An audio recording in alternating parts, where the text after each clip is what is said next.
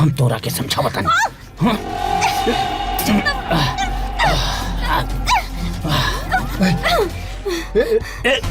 कहाँ फंसी? हाँ?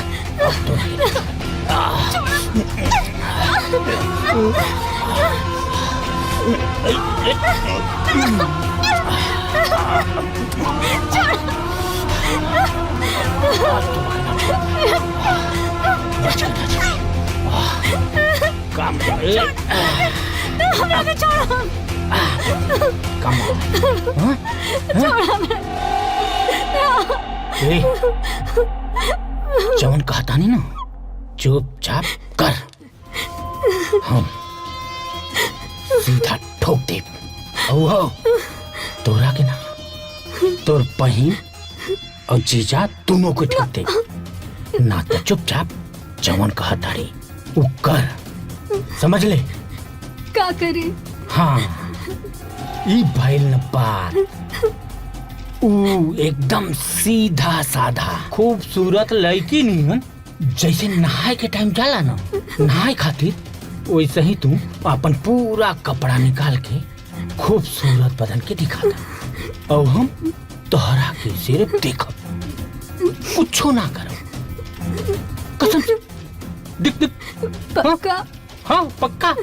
देख ये रख देनी। हाँ, कुछो ना, निकाला, देखा, छोड़ दे तोरा के। हाँ, निकाला।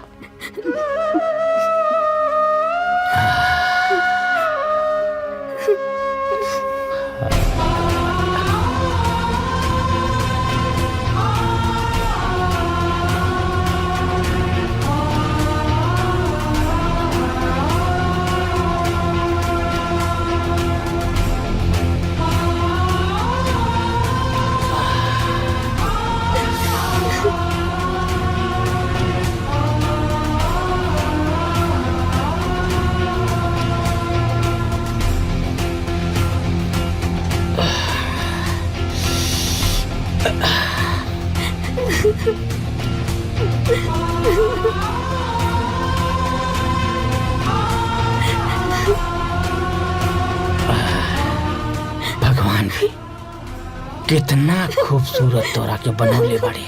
हाँ, तू लड़की ना, एकदम बला बाड़ू, बला। हाँ, आज तो तू हमरा के खुश कर देबो।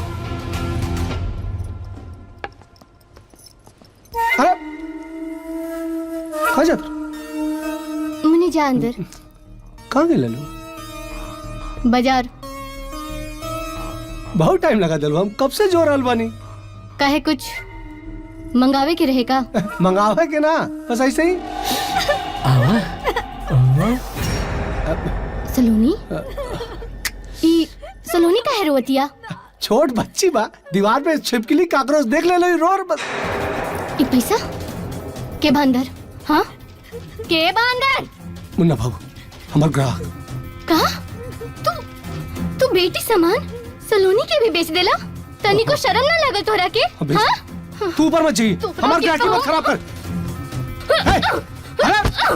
हमार बात सुन, रुक। सलोनी?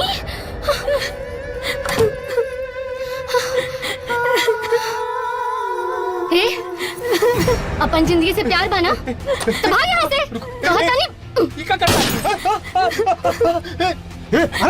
तोरा के ना छोड़ा। अरे लेकिन बात सुन, चुप। ना कुछ ना हो तोरा के, हम बनी है, हम आ गए, हम आ गए बेटा। ये तू का कहले? ते हमरा काम में दखल डाल बाड़े, हमार ग्राहक भाग गए, जिंदा ना छोड़ तोरा के हम। अरे तू हमरा के जिंदा ना छोड़बे? तू हमरा के जिंदा ना? आज तो हम तुम्हारी कहानी खत्म कर दे। गंगा पागल बाड़े का, दूर दूर दूर मार दे तोरा के। क्या करता रू? गंगा तोहर पति है, भारतीय नारी कभी अपने पति के ना मार सकेले। तो हमारे नाम के सेनूर लगौले बाड़ू, ऐसा मत करा। पिस्टल छोड़ दा, देखा पिस्टल छोड़ा। अरे दुनिया का कही, दुनिया का कही? हाँ, दुनिया का कही? अरे तू तो पति के नाम पे कलंक बाड़े। अगर तोहरा जिसन आदमी पति कहे लागी ना, तो औरतन के पति के नाम से विश्वास उठ जाई। तू गंगा हमारे पास सुना। अरे तेरी तो कहता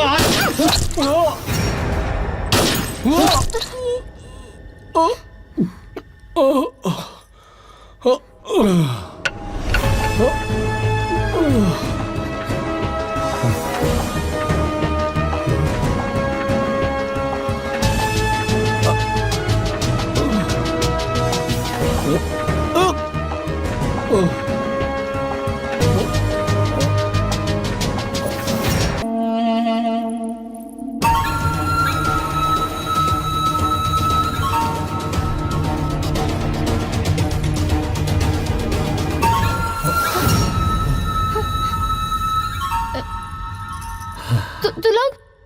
लोग क्या हवा और इस समय आईजा कैसे? हाँ, हम है ठेकेदार रमेश सिंह और ये हमें हमार पार्टनर शशि दुबे।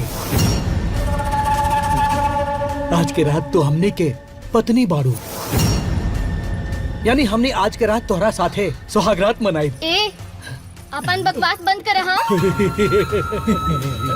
और खबरदार जी हमरा के छूला। हाँ? जगदीश जी जल्दी आई ना। जगदीश जी जल्दी से आई ना। दो अजनबी आदमी आगे बढ़े। हम कहता नहीं दूर रही हमरा से। जगदीश जी जल्दी से आई ना। देखी ना कोनो अजनबी हमनी के कमरा में आगे बढ़े। जल्दी आई। चिल्ला, खूब चिल्ला, पर नाई है। काहे कि वो तोहार जिस्म के सौदा कर चुकल बाड़े। ए, अपन बकवास बंद करा। जगदीश जी। हेलो चिल्लाए से कोनो फायदा नहीं की। तोहार जिस्म के सौदा 1 लाख रुपए में कैले बाड़े। और बाहर बैठ के टुकुर टुकुर गिनत हुई है। ए नाते प्यार से हमनी के साथे सुहागरात मनाला। अरे ना मनो, हमरा भी जबरदस्ती करने आवेला। कहाँ जेबी बच के? जगदीश जी छोड़ो हमके। जगदीश जी बच के जाइबो। इससे कहाँ बच के जाइबो? जगदीश जी अरे देख, मान ले हमनी के बात। अरे जगदीश जी जल्दी आई। जगदीश जी छोड़ा। हमनी के बात मान ले। जगदीश जी छोड़ा। जगदीश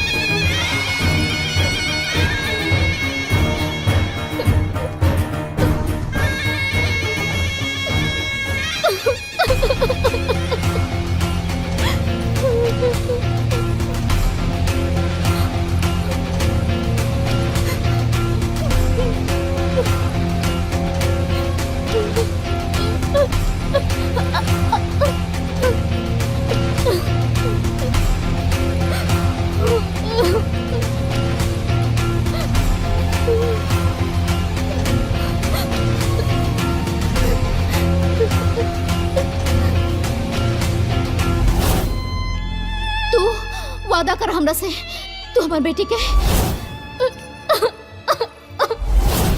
माँ बन के पलबू, काहे कि तोहर जीजा। हाँ दीदी, हम वादा करतानी, वादा करतानी दीदी। दीदी दीदी खून, दीदी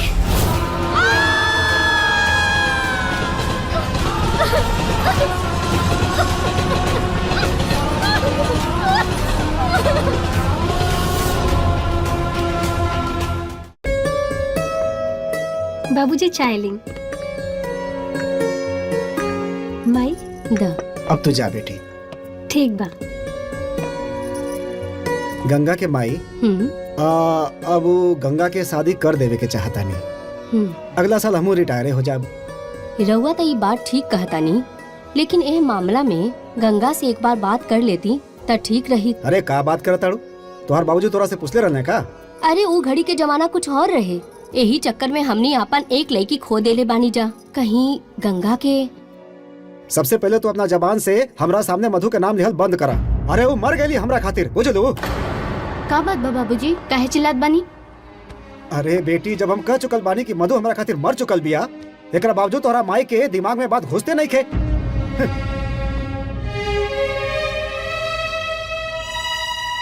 माई, जब बाबूजी के पसंद नहीं खे तो तू मधु दीदी के बात काहे करेलू? अच्छा ठीक है, तू जा, हम उनकरा के समझा के बात कर लेता नहीं। का बात करे का हमाई? काहे खातिर? ये कि तहार शादी कहीं फिक्स कर दी। माई, ये कहाँ नापचना बोल रहल बानी? और प्लीज अभी रउआ लोग हमार शादी वादी के बात मत करी। हम जात बानी।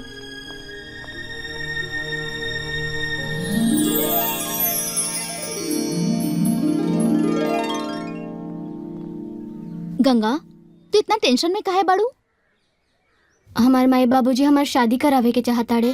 तो ये तो अच्छा बात बा यार, में अच्छा बात का बा? हाँ, वो हमार शादी अपना मर्जी से करवावे के चाहताड़े।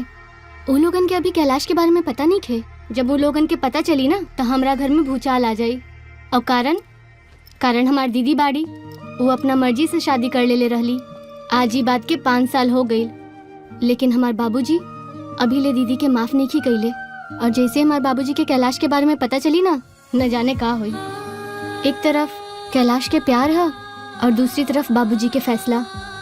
अब बाबूजी तो हमार मोहब्बत के नाम से ही नफरत करेलन। गंगा, तू भगवान पे भरोसा रखा, सब ठीक हो जाई।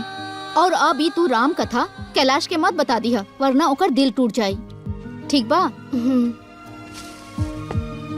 अरे अच्छा ठीक है, तू लगन बात करा, हम कैंटीन जाता नहीं।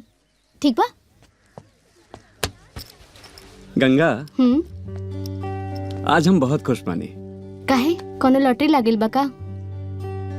आज बाबूजी हमरे जिंदगी का फैसला सुना देहलन। कैसन फैसला रहे? गंगा, जौन हम कहे जाता नहीं ओके सुन के तू नाराज ना होई है। कहे से हमार बाबूजी सिर्फ हमार बाबूजी ना बाड़न, बल्कि वो हमार माई भी बाड़न। बचपन में वो हमरे माई के रोल भी अदा कैले बाड़न।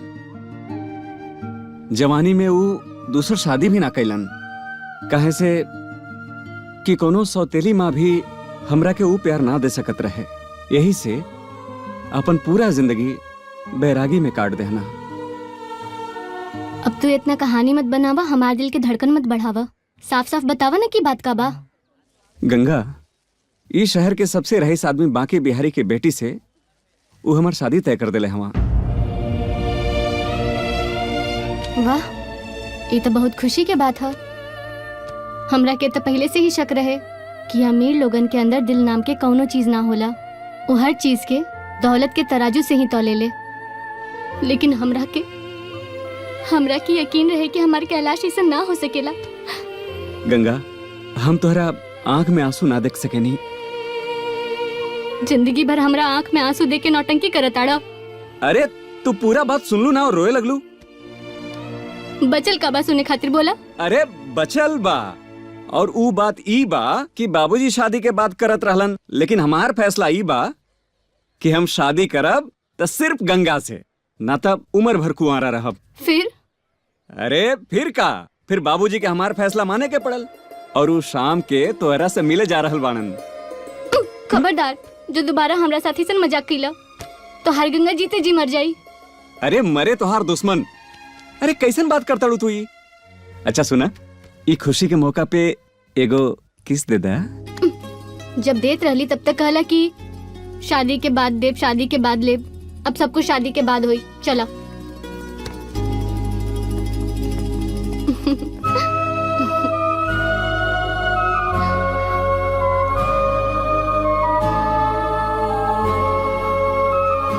बैठा। हम यही देखत रहे कि आखिर तू लोग के अपना प्यार में हमार बेटा हमार जान होके हमरे ही खिलाफ जा रहल बा। का नाम है तोहार? जी गंगा। हाँ गंगा, हमार बेटा के अपना प्यार के जाल से आजाद करे के खातिर कितना कीमत चाहिए बताओ हमरा के, हम एक झटका में दे। बाबूजी ये आप का बोलता नहीं? बेटा तू चुप रहा। हम गंगा के मुंह से सुने के चाहत बानी। बोल गंगा। 1 करोड़, 2 करोड़, 5 करोड़।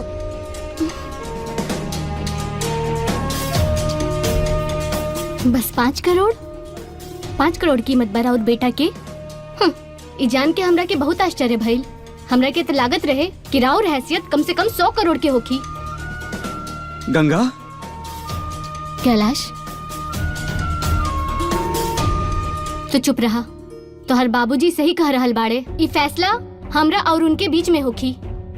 तब बाबूजी हमरा और बेटा के अपना प्यार के जाल से आजाद कर देब। लेकिन ओकरा खातिर बस 5 करोड़ बहुते कम बा। तू दाम बोल, हम तैयार बानी। पहले हमरा के वादा करी कि हम जौन मांगब उ रउआ हमरा के दे देब। हम वादा करतानी, तो एक बार मांग करके तो देख। गंगा ऐसा मत करा, हम तोहरा बिना ना जी पाए। पक्का वादा करे तानी ना? दाम बोल, दाम। तो बाबूजी तो हमरा से बस इतना वादा करी कि कैलाश के आंख में आंसू कब्बो ना आवे देब। वाह बेटी वाह, हमके पूरा विश्वास हो गई कि तोहरा अंदर जरूर कुछ खास बा। और आज तोहरा फैसला से हमारे दिल की शंका के समाधान हो गई। अब अगर हम ना भी रहा तो हमार बेटा के अपन जान से ज्यादा प्यार करे वाली तू ओकर पत्नी बन के रहिया। बेटा बाबूजी तुहार फैसला पर हमार आज नाज बा। बाबूजी तुहार आशीर्वाद जगह दी। हमार सीना में बा बेटा।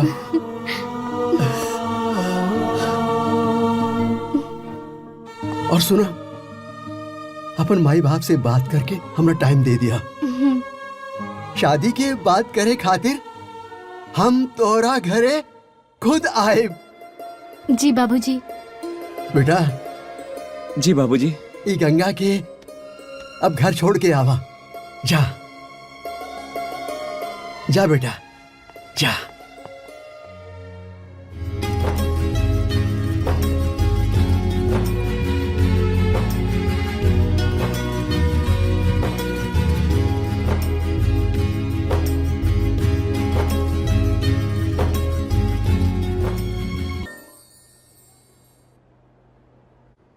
गंगा के माई गंगा आजकल रोज कॉलेज से लेट आवे लागल बाड़ी। अब तो हमरा के डर लागे लागल बा कि कहीं 5 साल पुरान घटना घर में दोबारा न घट जाए। रउआ ऐसा बिल्कुल मत सोची, हम ओकर माई हई। गंगा पर हमरा पूरा भरोसा बा। ली गंगा आ गईली। का हो रहल बा बाबूजी? का बात बा बाबूजी? देखा बेटी, अरे आजकल तू रोज कॉलेज से लेट आवे लगल बाड़ू, कारण जान सकता नहीं का? बिल्कुल बाबूजी, एग्जाम सर पे बा, यही से लाइब्रेरी में बैठ के खास नोट्स तैयार करेनी। अच्छा अच्छा, अरे ये तो बहुत बढ़िया बात बा। वैसे भी वकालत के पढ़ाई में मेहनत तनका ज्यादा करे के पड़ेला।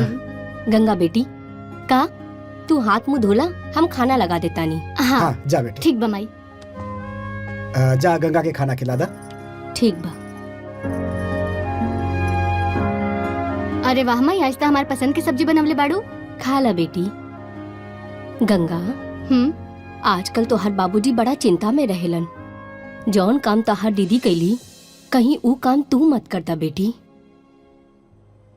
माई, बाबूजी के समझा दा कि हम ऐसन वैसन कौनो काम ना करब जिससे उनके तकलीफ पहुंची। आज तू हमरा मन के बोझ हल्का कर देलू बेटी। वैसे तो तू जानते बाड़ू, ताहर बाबूजी के जान तहरे में बसल है। हमरा के मालूम बा, यही से तो कहता नहीं कि हम ऐसन वैसन कौनो काम ना करब जिससे उनके सर झुक जाए। अच्छा बाबूजी खाना खैलन की ना? अभी ना। जाके उनकरा के खाना खिला दी। ठीक बा, हम जाता नहीं। हाँ।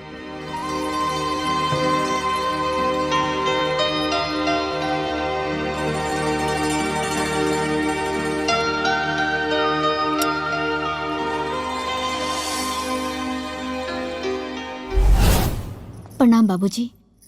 बाबूजी, हमनी के बहुत प्यार करीला, यही से हमनी के शादी कर लेनी। हमनी के सिर्फ आपके आशीर्वाद चाहिए। बेटी तू आज हमारे को अंतिम फैसला सुन ला। आज के बाद हम तोहरा लिए मर गए नहीं और तू हमरा लिए मर गई। रउआ से काहे बोला तानी जी? मधु अभी नादान बिया, रउआ तो समझदार बानी ना। अरे तू चुप करा। जितना भी नाटक हो रहा बानो, ये सब तोहरे लाड़ दुलार के नतीजा बा। और आज के बाद जे एकर साथ दी ओकर से हमार कोनो रिश्ता ना। चला चला।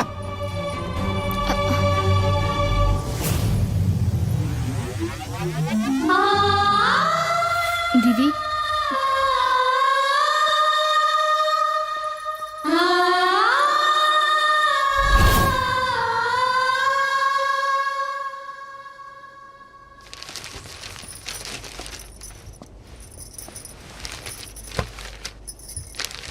रउआ गंगा खातिर टेंशन में रहेनी ना?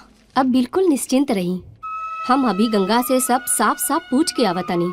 ऊ कहली कि हम ऐसा कोनो काम ना करब जौना से बाबूजी के सिर शर्म से झुक जाए। अब चली रउआ खाना खा ली। चला खाना लगावा, दोनों आदमी साथे खाना खा लेवल जाए। चले।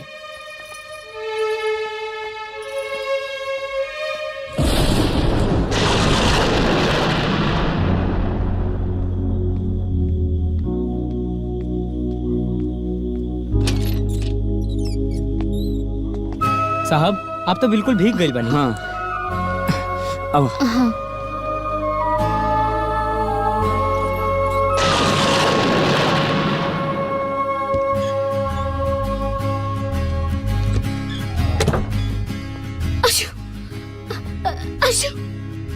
ठंड लगल का? एक काम करा, तू अंदर जाके चेंज कर ला। लेकिन चेंज का करब? वजह हमार कपड़ा बा ना, वो पहन ला। हाँ ठीक बा।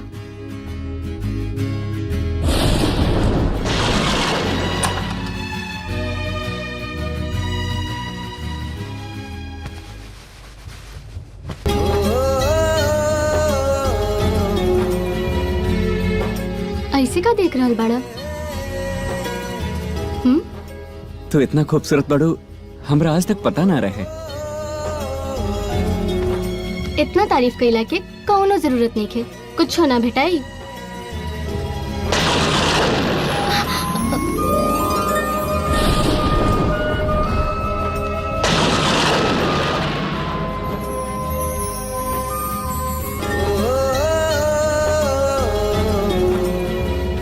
गंगा अपने आप के संभाला। ये हसीन तोहफा हम तो से सुहागरात पे ले। तोहार ये अदा पे हम फिदा बानी। Love you two.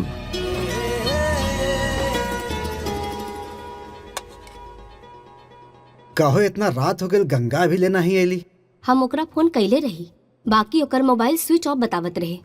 ली गंगा आ गई। अरे बेटिया कहाँ रह गए रहलुआ? एगो फोन तो करे के चाहिए। तोहार माई तोरा के फोन लगावा ताड़ी, नॉट रीचेबल बतावता। बाबूजी बारिश की वजह से नेटवर्क चल गई रहे, शायद यही से फोन ना लागत हुई। अरे बेटिया, एगो बेटी के बाप है नु। अरे ऐसे तनी मन घबरा जाला। ऐसे भी टीवी पर रोज रोज न्यूज देख के मन तरीका घबराइल रहेला बेटी। बाबूजी रउआ खामखा परेशान होई नहीं, और सबसे पहले तो न्यूज चैनल देखल बंद करी। हम राउर बेटी हई, अपना आप में सक्षम बानी। हमार तो केहू बाल भी बाका ना कर पाई। अच्छा चला खाना खा ला। माई खाना तो हम अपना सहेली के घर से खा के आइल बानी। अच्छा ठीक बा बेटी, जा जाके आराम करा। ठीक बा, गुड नाइट। Good night.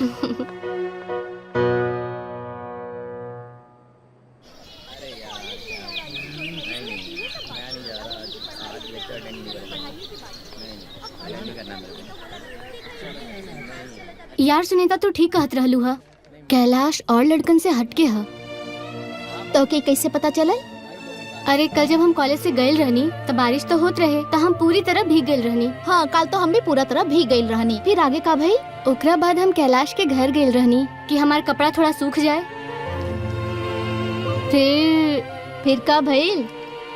फिर का जोर से बिजली कड़कल, अब हम अपना आप के रोक न पवनी। इत तो बहुत अच्छा बात है। फिर आगे का भइल? आगे तो ई भइल कि कैलाश हमरा के ठीक समय पे रोक देलस, ना तो हम पूरा दीवार पार करके ना अपना आपके कैलाश के बाह में समा जेती। हम तो से पहले ही कहले रानी, कैलाश बहुत अच्छा लड़का हा, जैसन तू सोचलू वैसन कुछ भी ना हा। आगे सुना तो का कहलस? बोला कहलस कि ई तोहफा तो हम तोरा से सुहागरात के दिन लेव। ये तो बहुत अच्छा बात है। ये देखा तो हर हीरो आ गई। ठीक है बाय।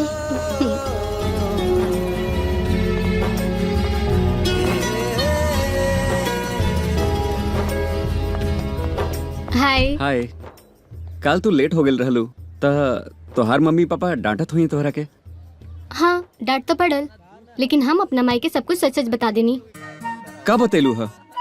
ये है कि तोहार गंगा गंदा होत होत बच गईली। फिर माई का बोलली? माई का बोली है? माई तो गुस्सा से आग बबूला हो गई। अब बोलनी बताओ कर नाम जो तोहरा साथ ऐसा जरूरत कइले बा। आज तो ओकरा के हम खूब मजा चखाई और पुलिस के हवाले कर देब। वाह, उल्टा चोर कोतवाल के डांटे। एक तो चोरी और ऊपर से सीना जोरी। एक तो तोहरा के हम पाप करे से बचा देहनी और तू हम ही के फंसाव ताड़ू। अरे बेवकूफ, तू सचमुच के बेवकूफे बाड़ा। हाँ भला ऐसन बात केहू लइके अपन माई से करेली का? और हम तो भगवान से दुआ करीले कि दुश्मन के भी तोहरा जैसन समझदार और जान से ज्यादा प्यार करे वाला लइका मिले। अब ज्यादा मस्का मत मारा, नहीं तो हम गलत हरकत पे आ जाए और तोहके संभाले के पड़ी। हम तक कब से चाहता नहीं कि तू कुछ गलत हरकत करा। कॉलेज है, चला गाड़ी में बैठा। चलो।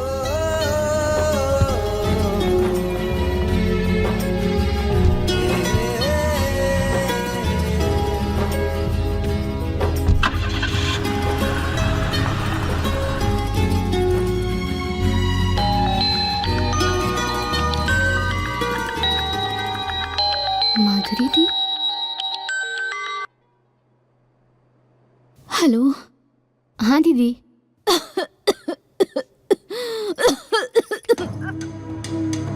हेलो, हमार बहन गंगा। हाँ दीदी। का भाई दीदी, तबीयत ठीक नहीं के का? हमार तबीयत बहुत खराब है। गंगा हमार तबीयत बहुत खराब है।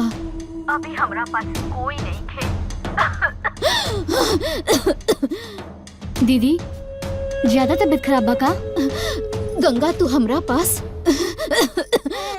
जल्दी आ जा, तोरा से हमके कुछ बात करे के। हाँ हाँ दीदी, हम सबके लेके आवत आनी।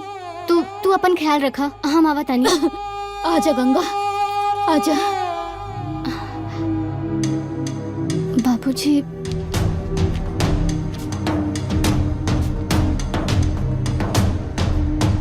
और सलोनी बेटी, तोहार पढ़ाई कैसन चल रहा बा? First class. देखा बेटी, वो कहा है कि मैट्रिक एग्जाम में तोरा के सबसे ज्यादा नंबर लावे के बा। पक्का मैट्रिक पास कर ले। गुड मॉर्निंग बिटिया। गुड मॉर्निंग बाबूजी। बाबूजी एगो बात करे के बा। हाँ पूछा। पहले प्रॉमिस करी कि रवा गुस्सा ना करब। अरे बोला बेटी। बाबूजी मधु दीदी के फोन आयल रहे। हमार बात सुन ला बाबूजी, उनकर तबीयत बहुते खराब बा। वो हमनी लोगन से मिले के चाहता नहीं। देखा, हमरा ओकरा से कोनो लेना देना नहीं खे। बाबूजी मधु दीदी राउर बड़ बेटी बाड़ी, हमार बड़ बहिन बाड़ी, और ऐसन परिस्थिति में तो दुश्मन भी मदद करेला बाबूजी। फिर हमनी के तो आपन बानी सन। हाँ जी, गंगा ठीक कहत बिया। रउआ पुरान बात भुला दी। चली मधु की देख आवल जाए। ना, हम नहीं जा सकत। प्लीज बाबूजी, हमरा और आगे हाथ जोड़तानी। ठीक बा, रउआ अपन कसम मत तोड़ी, लेकिन कम से कम हमके तो जाए दी। प्लीज बाबूजी, प्लीज। ठीक बा, तू जा देख आवा। थैंक यू बाबूजी।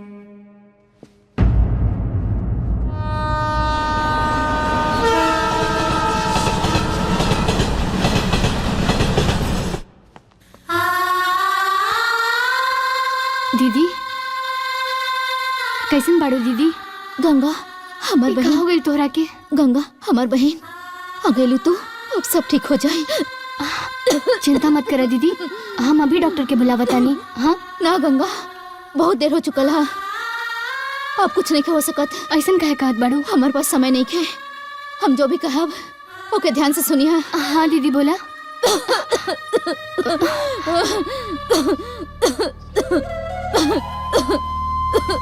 दीदी हम डॉक्टर के बुला दी का? हाँ ना गंगा, बोलना दीदी, बोला। दीदी दीदी तू वादा कर हमरा से, तू हमारे बेटी के माँ बन के पलबू। काहे कि तोहर जीजा। हाँ दीदी, हम वादा करतानी, वादा करतानी दीदी। दीदी दीदी दीदी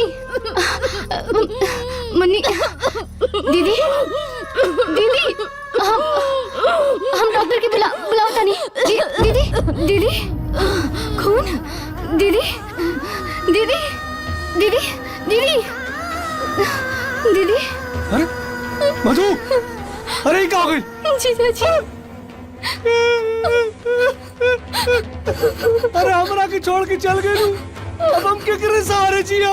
हे भगवान, तू कितना निर्दयी बा। अरे हमरा के उठा ले होता भगवान। अरे हमरा के अकेले छोड़ के चल गई। हे भगवान, हमरा के अकेले छोड़। जीजा जी, जीजा जी शांत हो जाएं जीजा जी, शांत हो जाएं। उन्हीं के टाल सकेला जीजा जी, शांत हो जाएं। कैसे शांत हो जाए गंगा? इंसान है हम, पत्थर नहीं। हमरो दिल बा। हे भगवान, हे निर्दयी भगवान।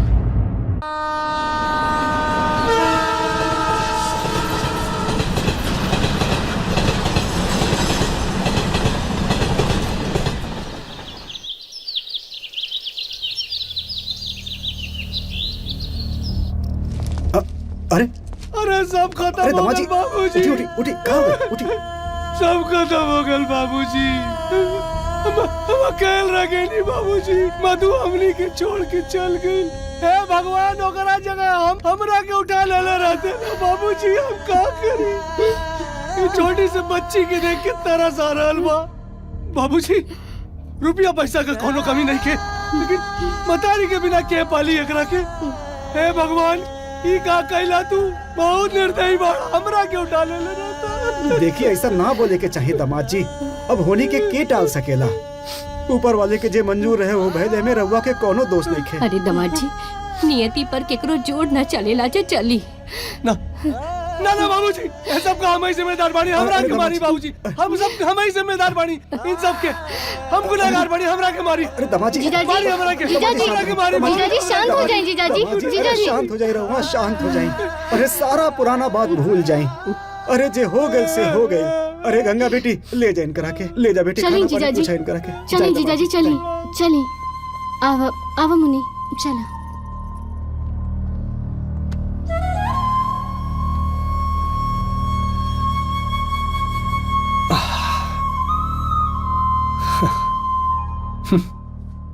दो चार दिन में मुन्नी तोरा से कितना घुल मिल गई बाना। सच में सही कहल जाला कि मौसी मतारी समान होले। और तू आज साबित कर देलू, बहुत प्यार करेलू तू मुन्नी से। बाबूजी, रउआ एकदम ठीक कहता नहीं दामाद जी। कहो जी। चल।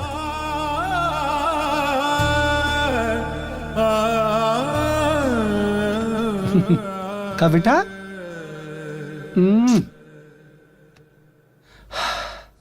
ए जी, हमर दिमाग में कुछ बात आवता।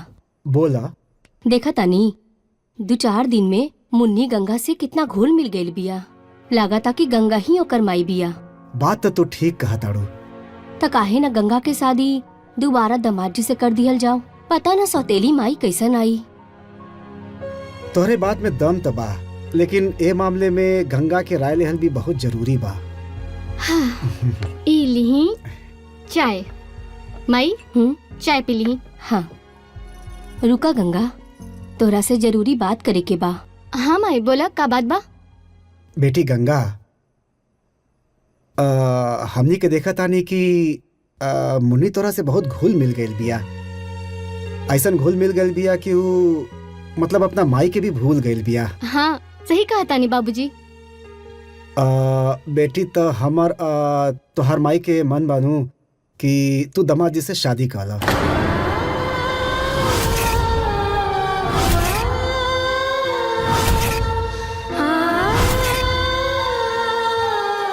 अगर तू दामाद जी से शादी कर ली बुनू तो मुन्नी के ओकर माई के प्यारो मिल जाई या दामाद जी के सहारो मिल जाई। लेकिन बाबूजी ई कैसे हो सकेला? त एमे का खराबी बा गंगा? दामाद जी जमान बाड़न, अच्छा कमा ले ताड़न, का दिक्कत बा? माई हमरा के थोड़ा समय दी, हम सोच के बता बतानी।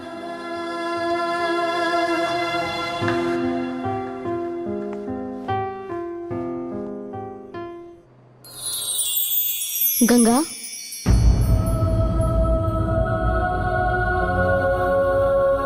का सोचे ताड़ू? कौनो दुविधा में बाड़ू का? हम कैलाश के धोखा ना दे सकेनी। और अभी हम ऐसन मोड़ पर खड़ा बानी जहाँ पे कौनो भी फैसला लेवल हमरा ला बहुत मुश्किल बा। एहमे मुश्किल के कौन बात बा? अगर तू अपन जीजा से शादी करे खातिर हाँ कर देबू तो ये तो पुण्य के काम है ना। और पुण्य करे के मौका सब कहियो के ना मिलेला, तोहरा के मिलल बा और तू पीछे भागा ताड़ू। अरे हम कैलाश के साथ जिए मरे के कसम खइले बानी और एक ही पल में हम केहू और के हो जाई? ना ना, ये हमरा से ना हो पाई। वाह गंगा, तू तो खाली अपना बारे में ही सोचताड़ू, अपना ही खुशी के बारे में सोचताड़ू। अरे तनिक नजर खोल के देखा, अगर तू अपना जीजा से शादी कर लेबू तो एगो बिखरल घर सवर जाई। मुन्नी के माई के जरूरत बा, ओके माई के आंचल मिल जाई।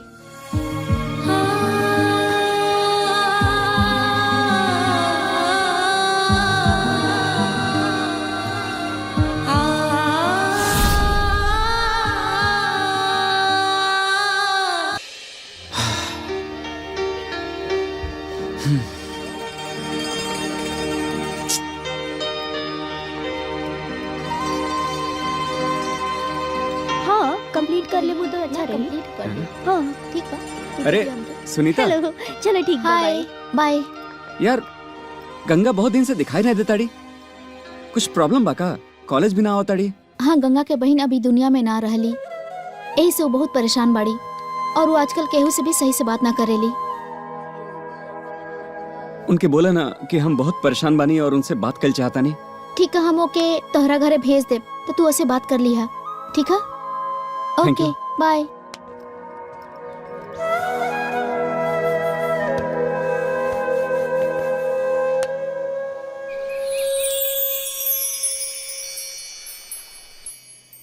कैलाश, तू ही हमरा के सही सलाह दे सकेला। गांव में हमार सहेली, ओकर बड़ बहन गुजर गईल। ओके एक छोट सी बच्ची बा और वो बच्ची अपना मौसी के ही अपना माई माने ले। बेचारी के सर से माई के ममता हट गईल और पता बा वो बच्ची अपन मौसी के ही अपन माई मान ले। और अब के पूरा परिवार वाला यह चाहे ले कि बच्ची के खुशी के खातिर वो बच्ची के ख्याल मौसी बन के ना बल्कि माई बन के रखे। अब ऐसन सिचुएशन में तू ही बतावा कि हमार सहेली के का करे के चाहिए।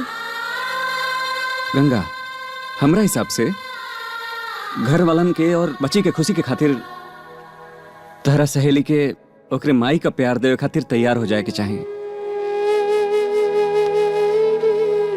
गंगा, हम वकालत के पढ़ाई पढ़ता नहीं, हमरा सब समझ में आ गल कि ये कहानी तोहरा सहेली के ना बल्कि खुद तोहारी है।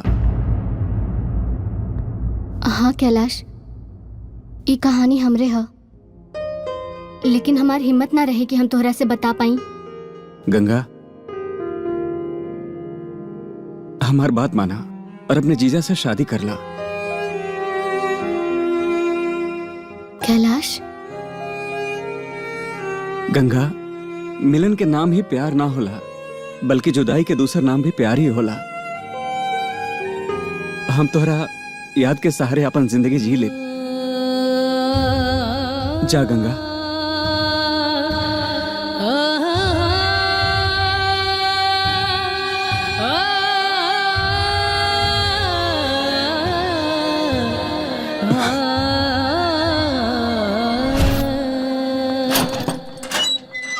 कैदी नंबर 707 आपसे कोई मिलने आया है, आइए।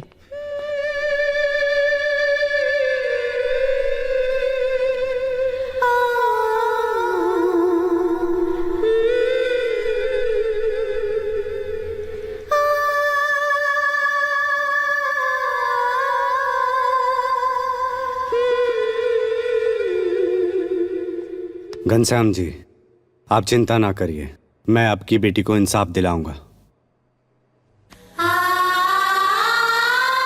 बाबूजी, आप यहाँ? बेटा, हम यहाँ अपन बाप के फर्ज अदा करे आयल बानी। आप ई वकील साहब हवन और तोरा से कुछ पूछल चाहत हवन। बाबूजी हम नहीं चाहत कि कोर्ट में हमारी इज्जत एक बार फिर से उछालल जाए। हम नहीं चाहत कि सबके सामने शर्म से राउर सर झुक जाए। बाबूजी, हम नहीं चाहत। देख बिटिया, हमरा अपना बेटी पर और अपना खून पर पूरा भरोसा बा। हम जानता नहीं हमारी बेटी कुछ गलत करिए ना सकेले।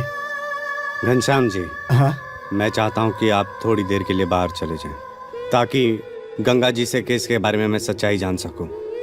ए बिटिया, तू बात कला वकील साहब से, हम बाहर इंतजार करत हनी।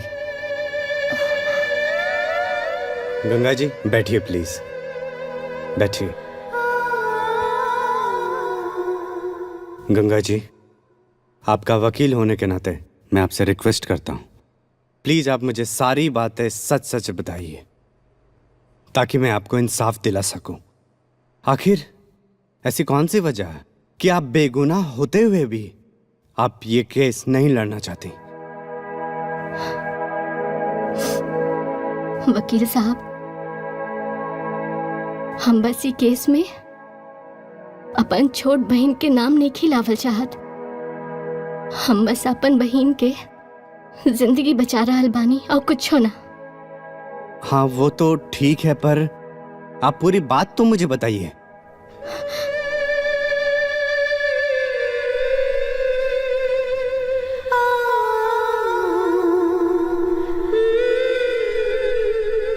वकील साहब, हमार पति इंसान के रूप में हैवान रहे।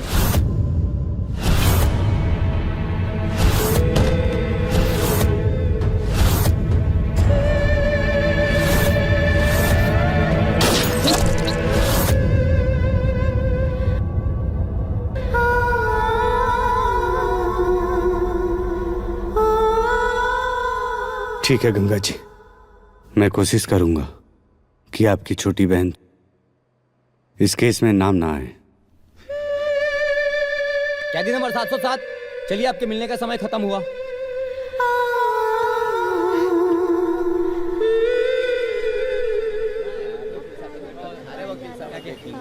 वकील साहब तो नहीं है।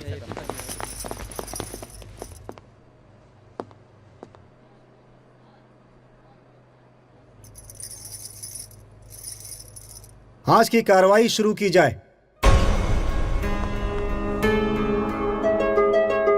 योर ऑनर, ये केस आईने की तरह बिल्कुल साफ है। इस कटघरे में खड़ी ये औरत और ये मासूम सी दिखने वाली औरत, इसके पीछे एक घिनौनी औरत का चेहरा छिपा हुआ है।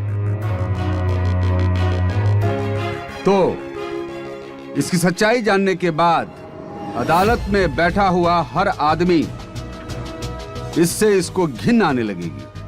मिस्टर शर्मा, आपको जो भी कहना है साफ साफ कहिए। ओके योर ऑनर, मैं अदालत को यह बताना चाहता हूं कि एक औरत नहीं, औरत के नाम पर एक बदनुमा दाग है, कलंक है ये।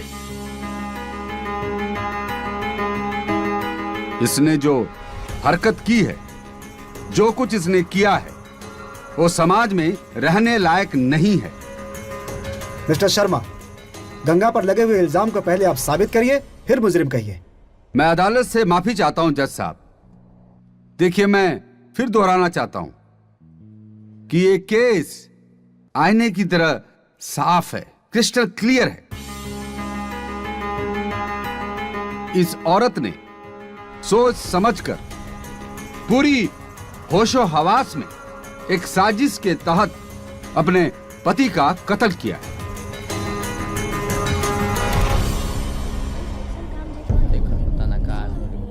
देखा जज साहब का फैसला सुनावे ले। ऑर्डर ऑर्डर, शांत हो जाइए। वकील साहब, आप हम पर झूठा इल्जाम लगा रहे हैं। जज साहब, हमने ये खून कोई भी सोच समझकर प्लानिंग के साथ नहीं किया था। हम खुद मान रहे हैं कि हमने अपने पति का खून किया था, लेकिन सोच समझकर नहीं किया था। चलो, एक बार के लिए हम मान लेते हैं कि आपने ये कत्ल सोच समझकर नहीं किया है, लेकिन कभी ऐसा हो सकता है कि हिंदुस्तान में जो औरत के माथे का सिंदूर होता है पति, उसकी लाज होता है पति, जिसके नाम से औरत का अभिमान होता है, जो औरत अपने पति के लिए व्रत रखती है, प्रार्थना करती है भगवान से, निर्जला व्रत रखती है, ऐसे में एक औरत अपने पति का कत्ल कैसे कर सकती है? फिर अचानक ऐसी कौन सी आफत आ गई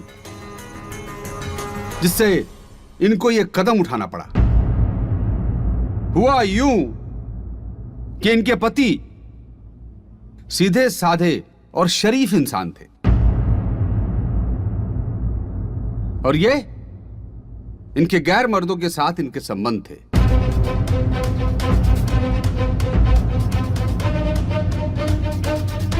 जो इनके पति को ये पसंद नहीं था। कोई भी पति इस पे आपत्ति उठाएगा, ऑब्जेक्शन उठाएगा। उन्होंने कई बार इनको समझाने की कोशिश की, फिर इन लोगों का आपस में झगड़ा भी हुआ, लेकिन इन्होंने माना नहीं। एक बार इनके पति ने इनको रंगे हाथों गैर मर्दों के साथ पकड़ लिया।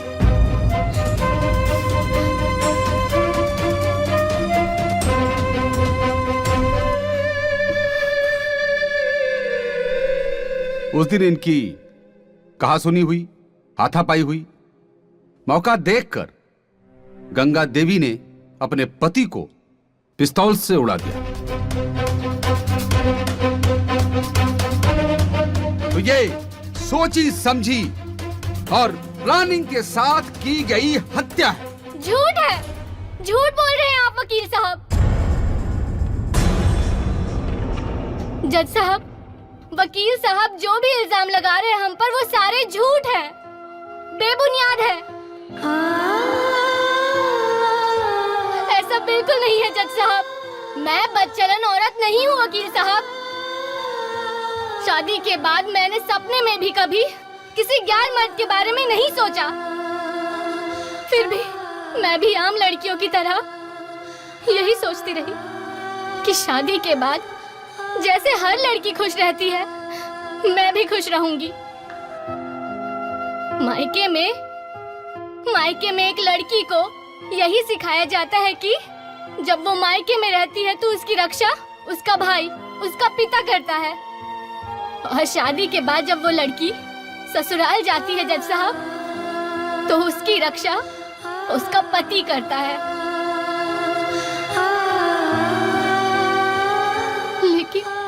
लेकिन जज साहब मेरे साथ ऐसा नहीं हुआ। जब रक्षा करने वाला पति ही भक्षक बन जाए तो हम जैसी औरतें कहाँ जाएं? बोलिए जज साहब। गंगा, आप साफ साफ बताइए कि अदालत को क्या कहना चाहती हैं? जज साहब, मेरी शादी जगदीश से हुई थी और मैं अपने माँ बाप को छोड़कर उसके घर खुशी खुशी जा रही थी।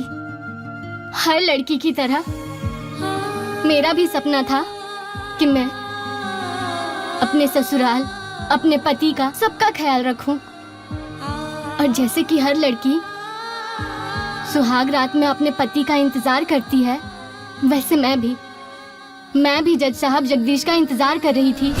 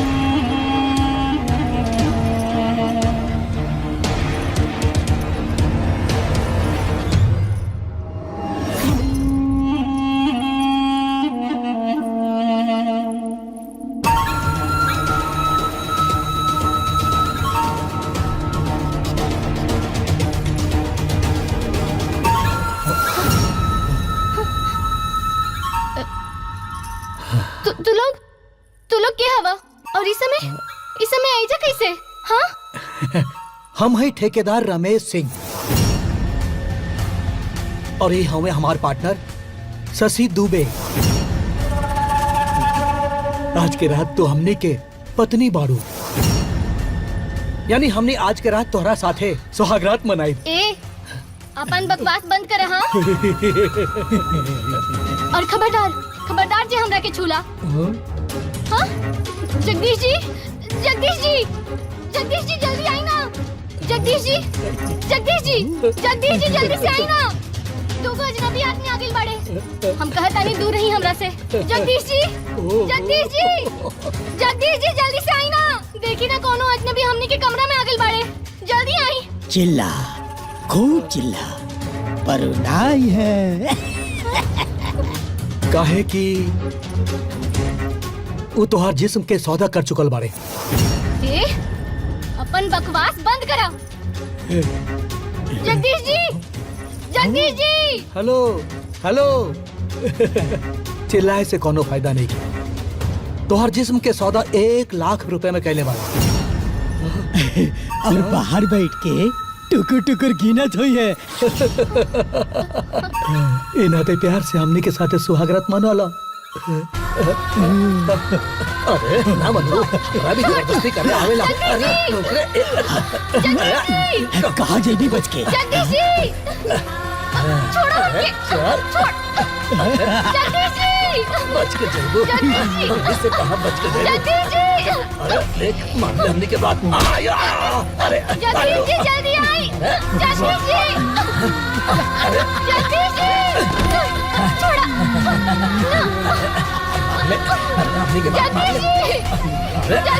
छोड़ा। जगदीश जी छोड़ा। जगदीश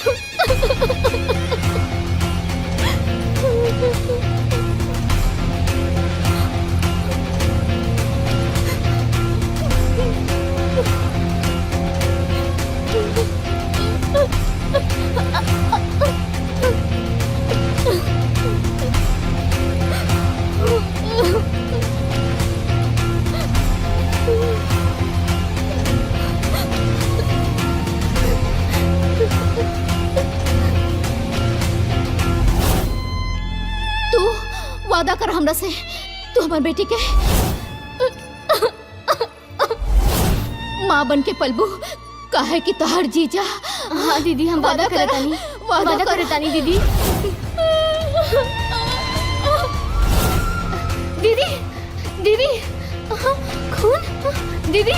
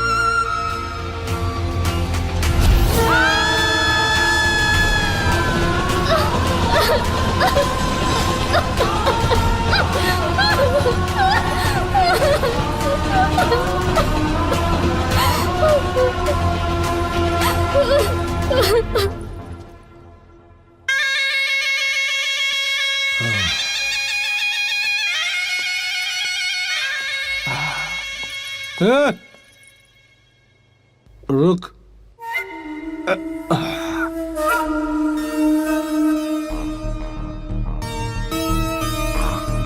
कहाँ गए लाले?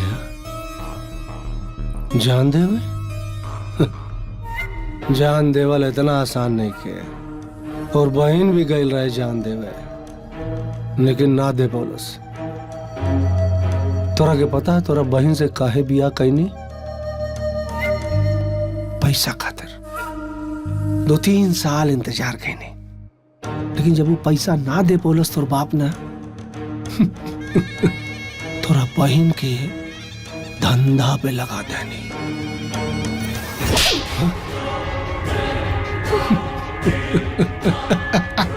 मुन्नी? हाँ, मुन्नी हमारा बच्ची भी है।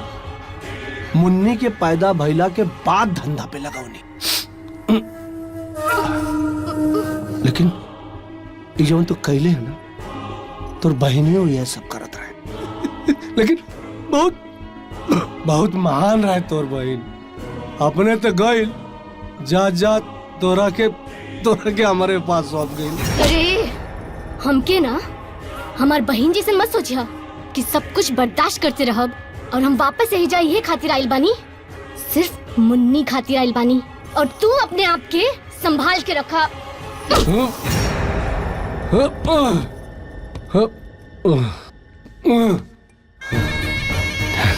नौटंकी।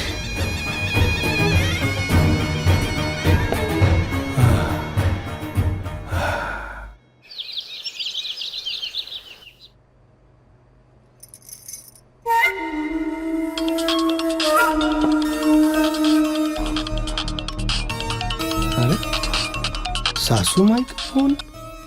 हाँ दामाद बाबू। माता जी प्रणाम। खुश रही। गंगा तो ठीक बाड़ी ना? अरे अरे रहुआ बिल्कुल चिंता ना करी। हाँ, गंगा के हम अपना जान से ज्यादा प्यार करी ले। गंगा कहाँ बाड़ी? हाँ, गंगा कहाँ गई? हाँ, गंगा तक आराम कर रहा बानी। हाँ, राहुल तबीयत कैसन बा? तबीयत हमारा तबीयत के काबिल माता जी, हमार तबीयत बिल्कुल ठीक बा। बहुत दिन से फोन ना आवत रहे, बात करे के मन कइला, यही से फोन कइला। अरे अरे बहुत अच्छा कहनी माता जी। हाँ, गंगा से बात कराई का? जरा बात कराई। अच्छा तने होल्ड करी, हम बात कराओ तनी। हम बात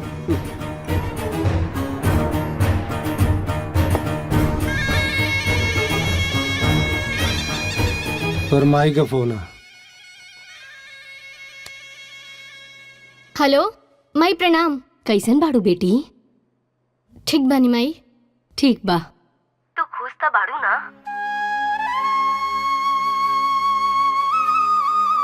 हाँ माई, बहुत ही खुश बानी।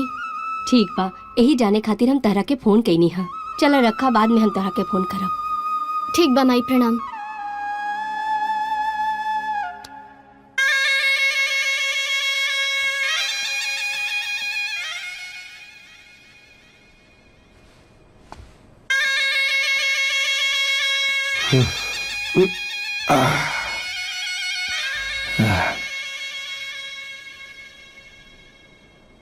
आराम कर रहा बाड़े।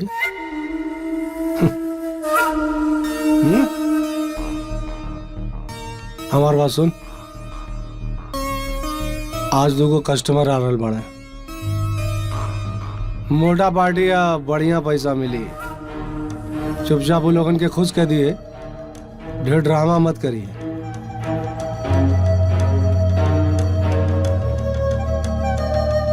एक काम काहे नहीं करत?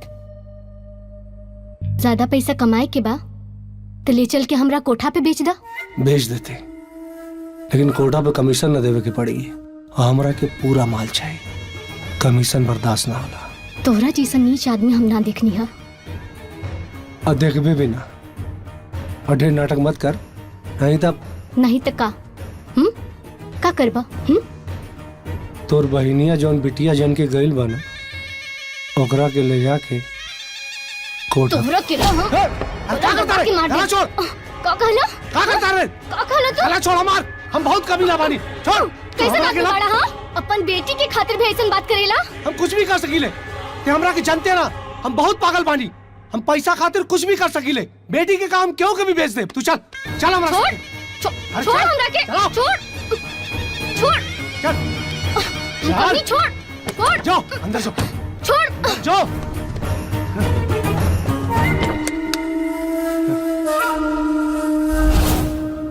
मेरा पति एक दलाल था जो अपनी ही पत्नी के जिस्म का धंधा करता था। जज साहब, मैंने तो आत्महत्या करने की भी कोशिश की, लेकिन मेरी आंखों के सामने मेरी बहन की बेटी का चेहरा सामने आ गया। उससे किया हुआ वादा सामने आ गया। जज साहब, जहां तक मेरी आत्मा बोल रही है, मैंने अपने पति को मारकर कोई गुनाह नहीं किया है, बल्कि इस धरती से मैंने एक बोझ कम किया है, क्योंकि मेरा पति मेरी ही बहन से जिस्म फरोशी का धंधा कराता था।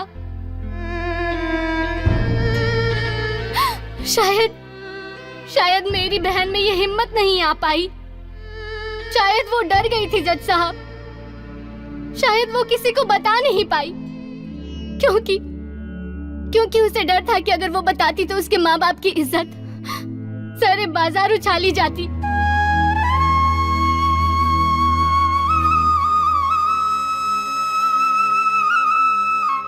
और शायद इसलिए भी क्योंकि उसने जगदीश से लव मैरिज की थी।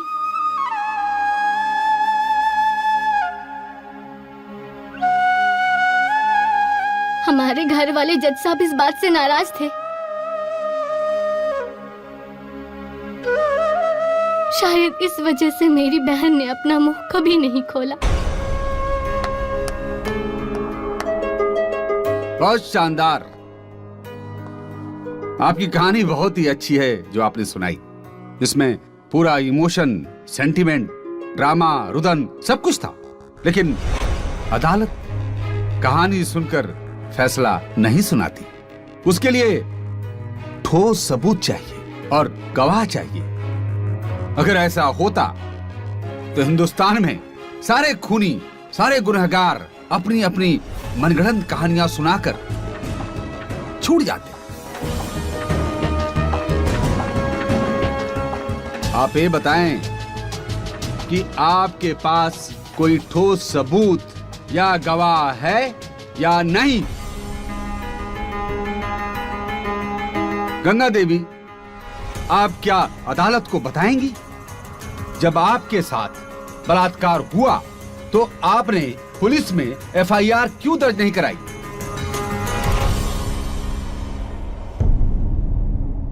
बदनामी के डर से। बदनामी के डर से नहीं किया। बदनामी तो आज भी हो रही है और भरी अदालत में हो रही है, समाज में हो रही है, दुनिया में हो रही है। आप एक पढ़ी लिखी समझदार औरत हैं।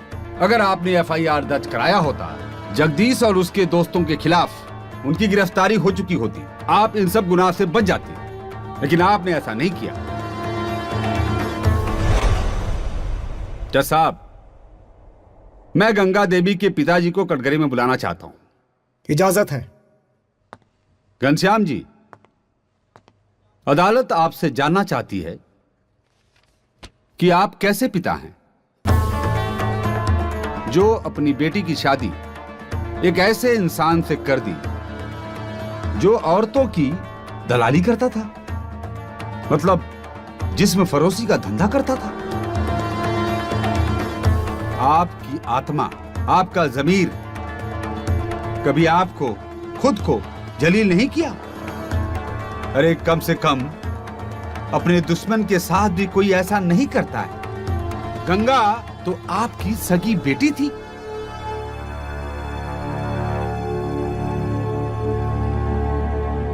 वकील साहब, मुझ पे आप गलत इल्जाम लगा रहे हैं। इल्जाम मैं नहीं लगा रहा, आपकी बेटी लगा रही है। या तो आप झूठ बोल रहे हैं या फिर गंगा झूठ बोल रही है। वकील साहब, मैं पहले से नहीं जानता था कि मेरा दामाद ऐसा काम करता है। तो आप ये कहना चाहते हैं कि आपका दामाद क्या करता था ये आपको पता नहीं था? तो जज साहब, इनके अनुसार इनका दामाद एक शरीफ आदमी था।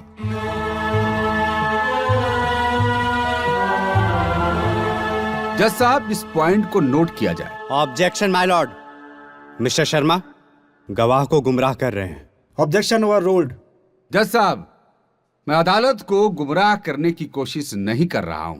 मैं अदालत को सच्चाई बताने की कोशिश कर रहा हूं। हाँ, तो घनश्याम जी, आप क्या कह रहे थे? वकील साहब, मैं पहले से नहीं जानता था कि मेरा दामाद ऐसा काम करता है। तो आप झूठ बोल रहे हैं? जी नहीं। तो आपकी बेटी झूठ बोल रही है?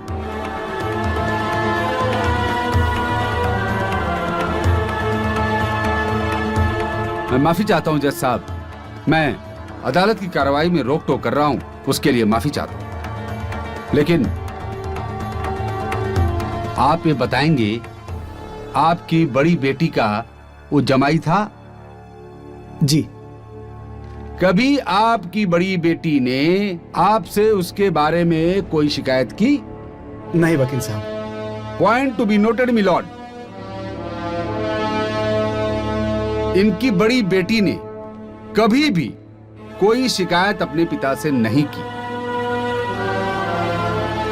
आप ये बताएं घनश्याम जी आपकी बड़ी बेटी की मृत्यु के बाद आपने अपनी छोटी बेटी गंगा का शादी जगदीश से करने की ठानी, जबकि जगदीश और गंगा के बीच 10 साल का फासला था।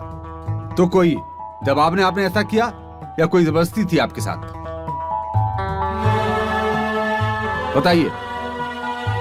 योर ऑनर, हमारी बड़ी बेटी की अचानक मृत्यु हो गई थी और हमारे दामाद जी एकदम से टूट गए थे और खोए खोए रहने लगे थे। और हमारी बड़ी बेटी की एक बिटिया भी थी। यही सब देखते हुए हम लोगों ने आपस में विचार किया और अपनी गंगा की शादी उनसे करवा दी।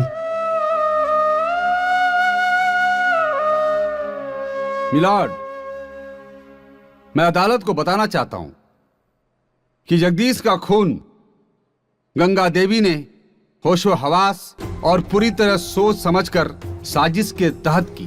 आपके पास कोई ठोस सबूत, कोई गवाह है तो पेश करें। योर ऑनर, इनके पास न कोई गवाह है ना कोई सबूत है। That's all your honour. अब आप जा सकते हैं।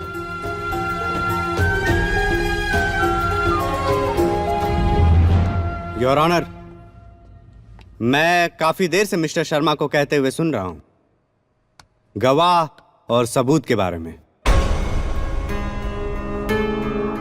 जिस केस में ये शुरू से कहते आ रहे हैं कि ये केस आईने की तरह साफ है, वो इस केस में ये नहीं देख रहे हैं कि हमारी मुवक्किल ये खुद ही गवाह है उस केस की। दूसरी अहम बात जो मैं कोर्ट के सामने पेश करना चाहूंगा, गंगा देवी के पति मिस्टर जगदीश ना ही करोड़पति थे, ना ही उनका लाखों का इंश्योरेंस था। फिर गंगा देवी उनका कत्ल क्यों करेंगी, उनकी हत्या क्यों करेंगी जज साहब? गंगा देवी ने अपने पति को मारा सिर्फ अपनी आत्मरक्षा के लिए, और कानून की नजर में आत्मरक्षा करना कोई भी जुर्म नहीं है। बस दैट्स ऑल योर ऑनर।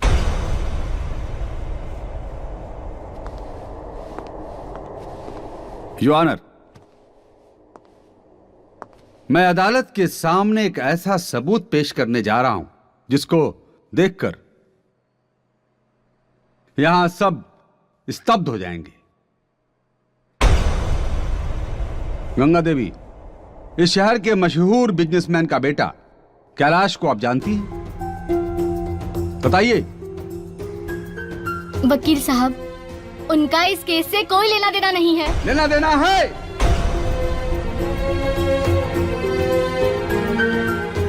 आप और वो जी जान से एक दूसरे को प्यार करते थे। जब वक्त आया जगदीश से मिलने के बाद आपने उसे ठुकरा दिया। जज साहब, हाँ ये सच है कि हम और कैलाश एक दूसरे से बहुत प्यार करते थे और एक दूसरे से शादी भी करना चाहते थे। लेकिन हमारी बहन की मौत के बाद हमने अपना फैसला बदल दिया जज साहब। फैसला बदल दिया था या बदला लेने के लिए बदल दिया था? ठीक है, आपने शादी कर ली, लेकिन आज तक कैलाश ने शादी क्यों नहीं की? अगर वो बदलता तो शादी करता। शादी नहीं की, वो अभी भी कुंवारा बैठा है और आपने उसको छोड़ दिया। जैसे ही आप और जगदीश मिले, आपने उनसे शादी कर ली और जगदीश जी एक सच्चा और शरीफ इंसान था, तो आपका प्लान सक्सेस हो गया। एक ऐसा इंसान जिसको कभी भी आसानी से बेवकूफ बनाया जा सकता है, और उसके पीछे आप उसकी गैर मौजूदगी में गैर मर्दों के साथ अय्याशी करने लग गई थी। जज साहब, यह औरत निहायत बदचलन और अय्याश है। तो जज साहब, इतना ही नहीं, इसको पता था कि जगदीश को बेवकूफ बनाना बहुत आसान है और वो सिंपल और सीधा इंसान था। जब उसको इनके कारनामों के बारे में मालूम पड़ा तो इनसे इनकी कहा सुनी और बहस हुई, मगर एक दिन अचानक रात को वो जल्दी आ गया। जब अपने कमरे में आया तो इसको रंगे हाथ किसी गैर मर्दों की बाहों में पाया। फिर वही जगदीश ने उसको कहा, ये तुम क्या कर रही हो? फिर इनको ये बर्दाश्त नहीं हुआ और इन्होंने उसको गोली मार दी। जज साहब, ये पूरी वारदात, इनका कारनामा, इनके दिमाग की सोची समझी उपजी हुई साजिश थी। इसका इस्तेमाल इन्होंने बड़े तरीके और बड़ी स्मार्टनेस के साथ किया, क्योंकि ये मरी नहीं, क्योंकि इसको पता है, क्योंकि सेल्फ डिफेंस में अगर किसी को आप मारते हो तो वो कोर्ट में क्राइम नहीं माना जाता। जज साहब, सेल्फ डिफेंस में नहीं किया है। इन्होंने ये खून पूरी तरह से होशो हवास में जानबूझकर जगदीश का कत्ल किया है। That's all, Your Honor.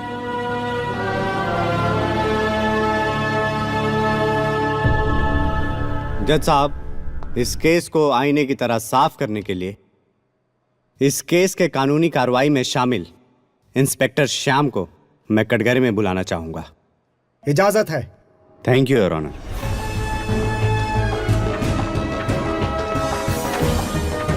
जय हिंद सर। मैं जो कुछ कहूंगा सच कहूंगा, सच के सिवा कुछ नहीं कहूंगा। इंस्पेक्टर श्याम, आपके कटघरे के सामने जो महिला खड़ी है, इनको गौर से देखिए और बताइए, क्या आप इन्हें पहचानते हैं? जी सर, उस रात थाने में ये मेरे पास आई थी और इसने बोला कि इसने अपने पति का खून कर दिया है। रस चुएला, ए हो रस चुएला, जैसे मावा के मोजर। ए दिया, ये जोर ये बताओ, ये हम हीरो ना बन सके निका? हुजूर, आप जब पर्दा पाए तो एकदम छा जाए। सुना, सुननी हो कि भोजपुरी के 3 गो हीरो मंत्री बन गई ना? हाँ सर, 2 जन तो पहले ही से रहे हैं, एगो नया आके जुड़ गए। तीसरा तो नाम बतावे, शर्म होता का? है हुजूर, शर्म ना निरहुआ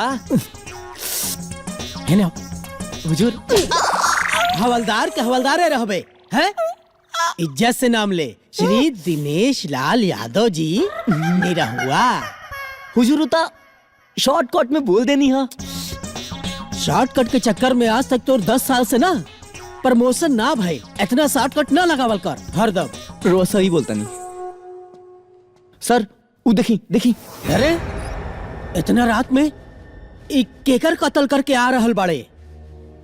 हम तोहरा से पूछा तानी कि इतना रात में केकर कत्ल करके आ रहल बाड़े?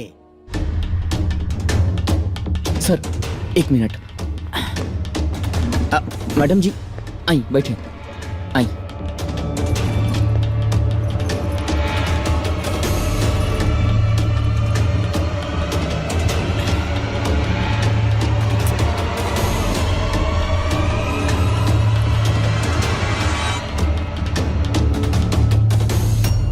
अरे सुनात नहीं के का?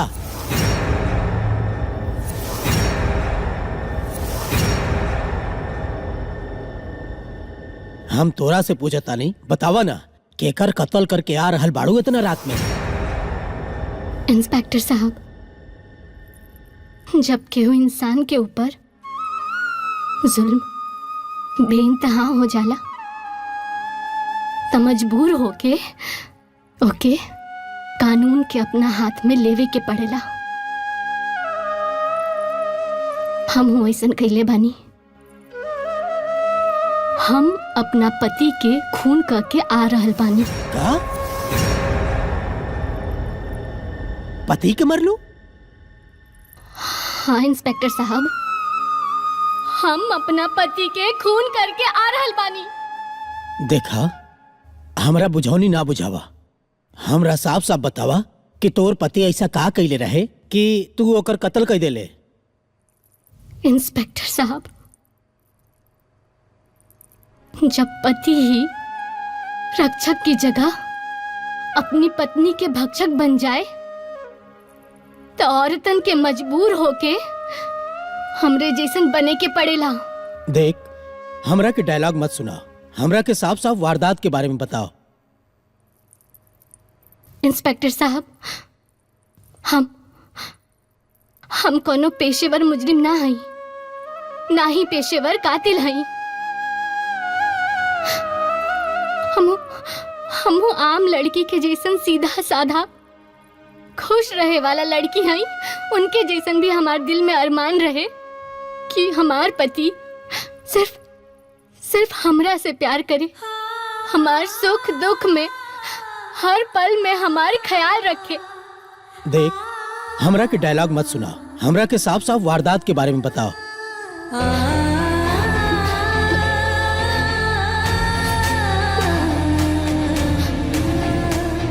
इंस्पेक्टर साहब,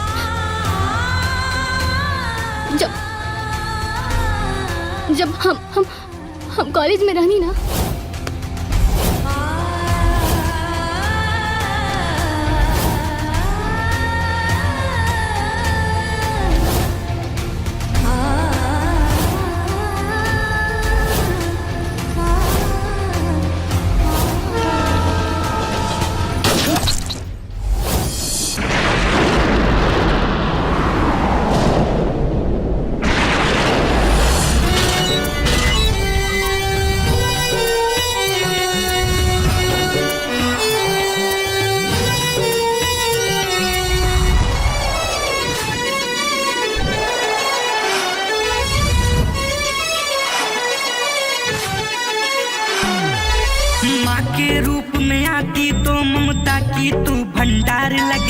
काली रूप धरे दुष्टों को काल का उतार लगे।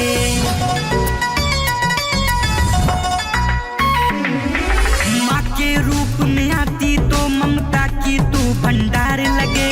काली रूप धरे दुष्टों को काल का उतार लगे। हरे रूप चंडी का जब तू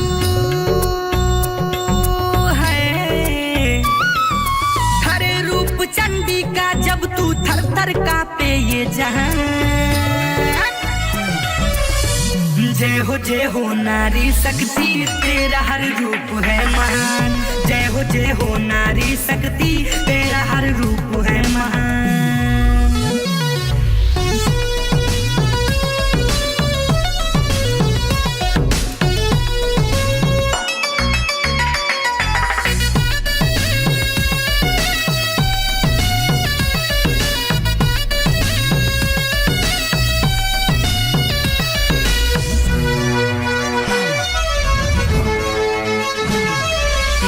है तू रूप जब जब भयंकर, डर से तेरे कांपे धरती और अंबर।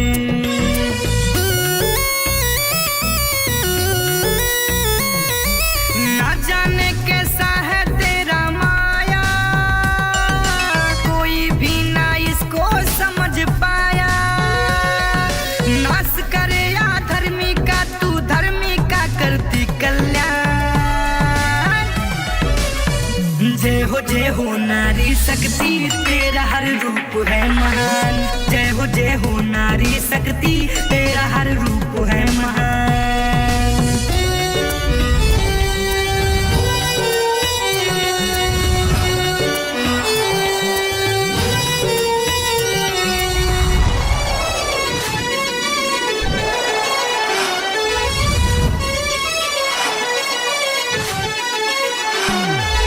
सारा ये ब्रह्मांड तेरे आगे हारा। भीम को हो जिसने पाया किनारा।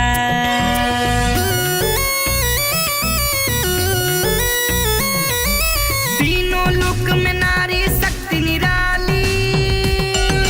बन जाती दुर्गा कभी तू काली। वात्सल्य प्रचंड रूप में हर नारी लगती विद्वान।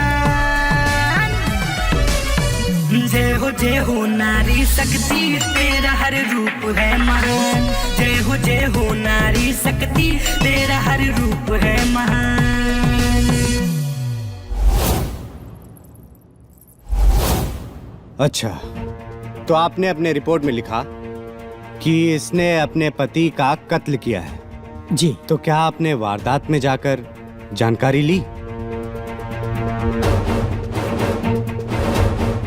नहीं, जब उसने अपना जुर्म स्वीकार कर लिया जज साहब, तो मैंने अपना तहकीकात करने वहां पे नहीं गया। आपने इसके पीछे की जानकारी जानने की कोशिश नहीं की? क्योंकि थाने में खुद आकर बोली मैं खूनी हूँ और अपना जुर्म स्वीकार कर लिया। पर आपकी ड्यूटी क्या बनती है कि आप वहां जाकर इस मामले की तहकीकात करते?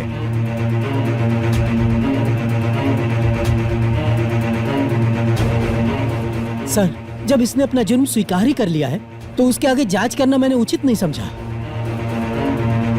ठीक है, आप जा सकते हैं। जी सर। योर ऑनर, इस केस के जांच के लिए मैं अदालत से कुछ समय चाहता हूं। आज की कार्रवाई यहीं समाप्त की जाती है। गंगा और उनके वकील राकेश को ये कोर्ट आदेश देती है कि अगली तारीख पर सारे सबूतों के साथ कोर्ट में उपस्थित हों। पेड़ की डाली काट देहला से पेड़ सूख न जाला। अरे ई जिंदगी बा और एकर कई सारा रूप बा। कितना उतार चढ़ाव आवेला, मगर सफल इंसान वही होखेला जो अपना लक्ष्य के आगे सटीक खड़ा रहेला। बाबूजी, हमरे दर्द के रहुआ एहसास ना कर सकता नहीं। एगो ठोकर लगल इंसान तो फिर से खड़ा हो सकेला, लेकिन प्यार में नाकाम इंसान के जिंदगी में दूसर कोनो मकसद ना बचेला। अरे तोहनी के पीढ़ी के यही प्रॉब्लम बा। बात के तो जानकारी बा, लेकिन ओकर असली मतलब पता नहीं खे। अरे बेटा, दुनिया काबिल इंसान के सलाम करेला। एगो कामयाब आदमी के जिंदगी में हजारों रास्ता होला और वो कोनो रास्ता चुन ले वैसे जिंदगी जी सकेला। हम प्यार के खिलाफ नहीं खी, मगर कोनो प्यार जिंदगी के बर्बाद कर देवेला वो प्यार प्यार ना हो सकेला। बेटा, समय के आगे चलबा तो दर्द के सिवा कुछ ना मिली, और समय के साथ चलबा तो बड़ से बड़ घाव भर जाई।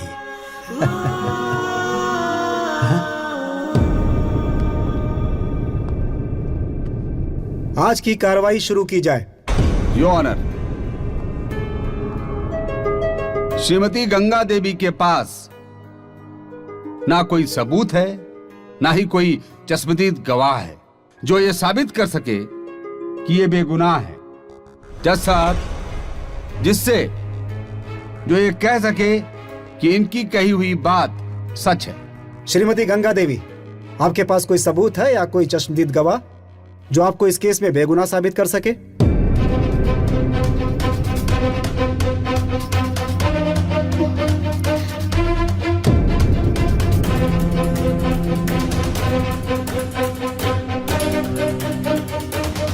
कोई नहीं है। अदालत सारी बातों को सुनने के बाद इस निष्कर्ष पर पहुंची है कि गंगा एक निहायत बदचलन औरत है, जिसके अपने पति के रहते हुए भी गैर मर्दों के साथ भी संबंध थे। यह किस्सा उसके पति को पता चल जाने के बाद गंगा ने अपने पति को मार डाला। इसीलिए ये अदालत दफा 302 के अंतर्गत। जज साहब, मुझे इस केस के बारे में कुछ बताना है। आपको जो कुछ भी कहना है कटघरे में आकर कहिए।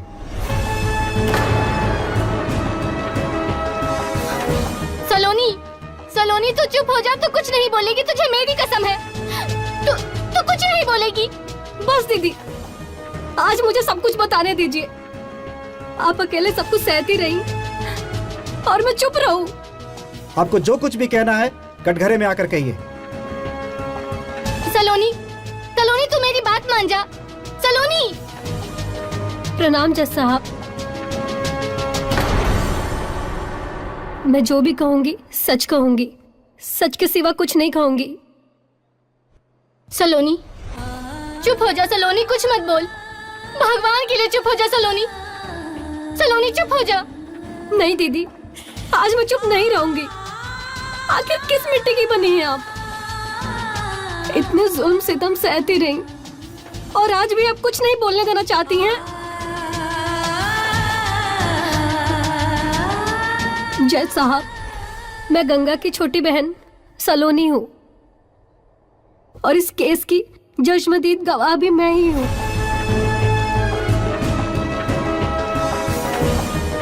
क्योंकि ये सारी घटना मेरे कारण ही घटित हुई है। जज साहब, मैं उस काली रात को कभी नहीं भूल सकती। जज साहब, गंगा ने जो कुछ भी कहा है वो सरासर सच है। जज साहब, कोई भी ऐसे अचानक आकर चश्मदीद गवाह बन जाए, ये कैसे पॉसिबल है? जज साहब, मैं तो कहता हूं कि ऐसी फालतू बातों के लिए हमारे पास समय नहीं है और अदालत का समय भी जाया न किया जाए। मिस्टर शर्मा, आप बैठ जाइए। सलोनी, आपको जो कुछ भी कहना है सब कुछ साफ साफ कहिए। जज साहब, वारदात वाले दिन के 2 दिन पहले की बात है। मैं और मेरे पिताजी दीदी के घर गए हुए थे। हाँ, बोली मुन्ना बाबू। जगदीश, तोरा के 1 लाख रुपया भेजले रहनी ना? ए महाराज, 1 लाख रुपया भेजनी तो माल तो भेजनी ना। 1 लाख में वैसना माल मिली। थर्ड क्लास मिली। अरे 1 लाख ऐसा लगा था जैसे कि 50 लाख भेज ले रहे हैं। देखिए, जितना चीनी डालब ना जलेबी उतना मीठी होले मुन्ना बाबू। हाँ, पैसा भेजी, माल भिजवा दे, बढ़िया माल भिजवाई। हमरा के धोखा। अच्छा चलिए, फोन रखी, बाद में फोन करब। अरे दामाद जी। बाबूजी प्रणाम। अरे खुश रहे, खुश रहे। नमस्ते जीजा जी। नमस्ते नमस्ते। और सुनाई सर? हाँ जी, एकदम ठीक बा। अरे गंगा, अरे देखा बाबूजी आयल बाड़े, आवा बारे। अरे बिटिया, अरे प्रणाम खुश रहा, बाबूजी। खुश रहा, खुश रहा। का हाल बा बेटी? ठीक बानी बाबूजी, रहुआ कैसन बानी? हाँ ठीक बानी। अरे बेटी, तुम्हारा चेहरा कुछ उदास लगा। अरे उदास ना, तनी से चेहरा नहीं। बस सूझ गया। बाकी ये घर में गंगा के कोनो तकलीफ नहीं, कि हम तो अपना जान से ज्यादा प्यार करी ले गंगा के।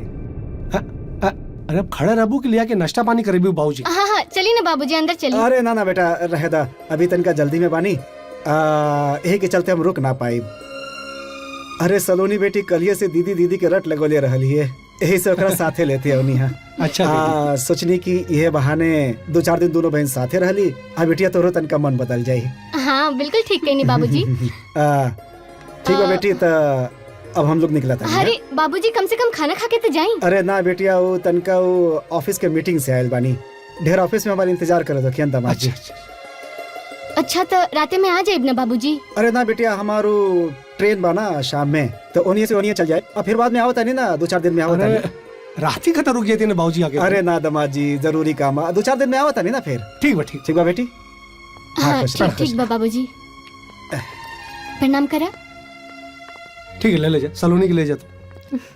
आवा, चला चला।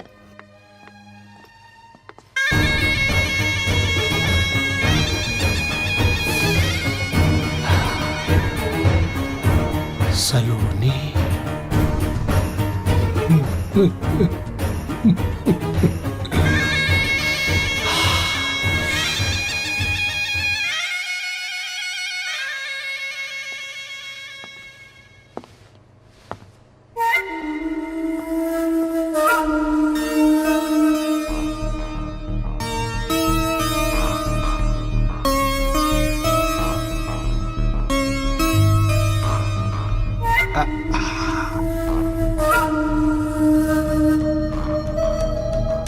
बाप रे, कुछ मटेरियल भी है भाई। ये उम्र में ये हाल है, सयान भैला पे तो कयामत ठा दी। बाप रे बाप। अरे जल्दी जवान हो जो रे, कस्टमर के लाइन लगा दे सरवा।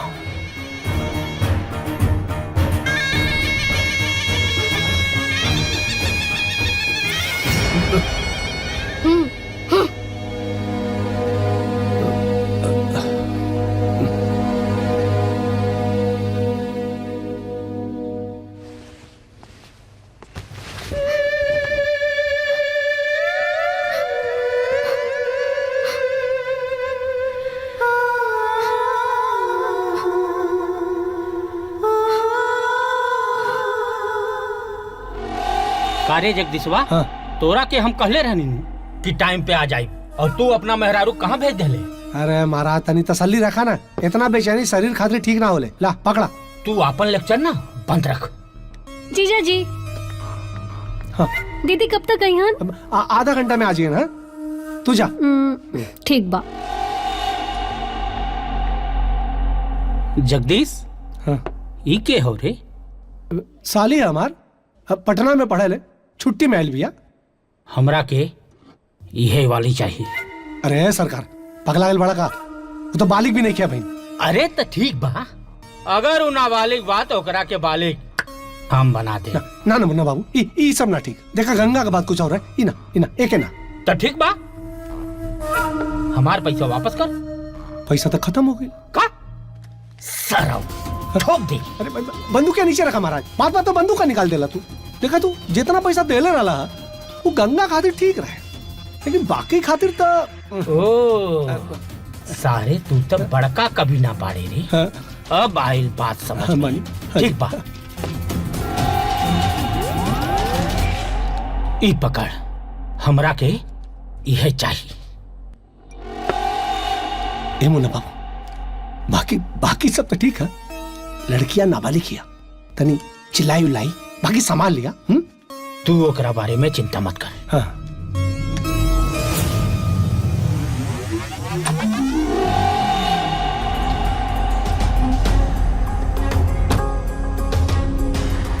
हाँ भाई मजा।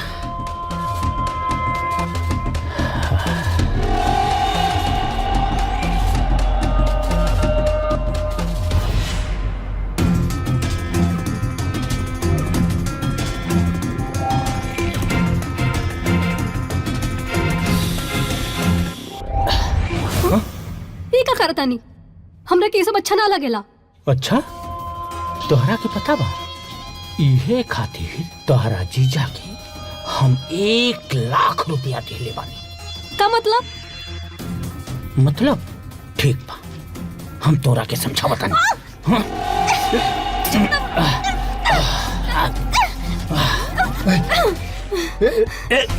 कहाँ फंसी? हाँ? अब तो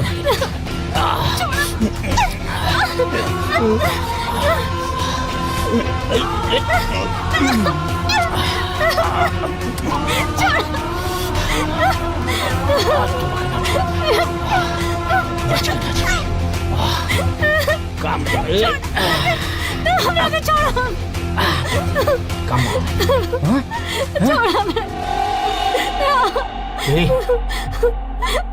जवन कहता नहीं ना, चुपचाप कर, हम सीधा ठोक दे। ओहो तोरा के ना, तोर बहिन और जीजा दोनों को ठोक दे। ना तो चुपचाप जवन कहता रे वो कर, समझ ले। का करे? हाँ ई भइल न बात। एकदम सीधा साधा खूबसूरत लड़की नियन, जैसे नहाए के टाइम जाला ना, नहाए खातिर वैसे ही तू अपन पूरा कपड़ा निकाल के खूबसूरत बदन के दिखा दे, और हम तोहरा के सिर्फ देखो, कुछो ना करो। कसम से दिख दिख। पक्का? हाँ पक्का। दिख ये रख देनी। हाँ कुछो ना, निकाला देखा, छोड़ दे तोहरा के। हाँ निकाला।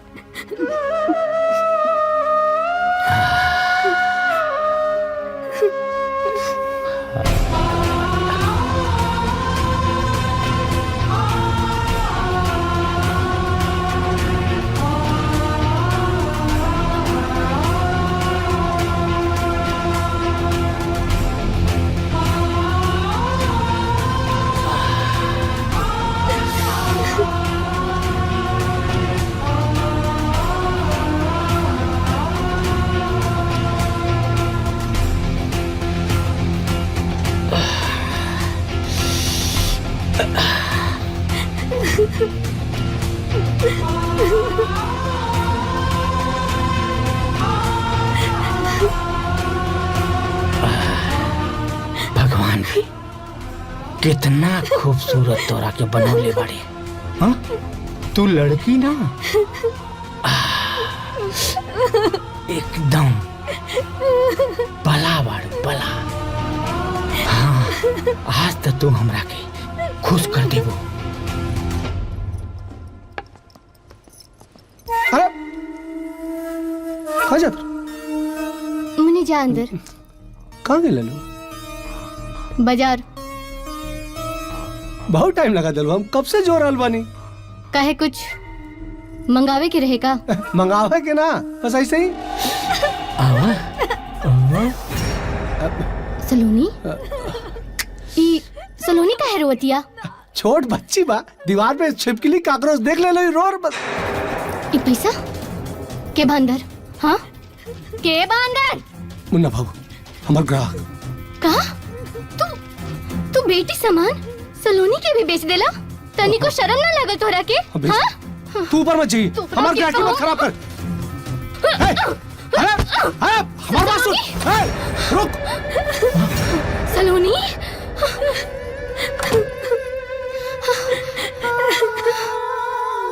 ए अपन जिंदगी से प्यार बना तो भाग यहाँ से। अरे तोरा के ना छोड़ा। अरे लेकिन बात सुन हमारे। चुप ना कुछ ना होई तोरा के। हम बनी हम आ गए हम आ गए बेटा। ये तू का कहले? ते हमरा काम में दखल डाल बाड़े, हमार ग्राहक भाग गइल। जिंदा ना छोड़ तोरा के हम।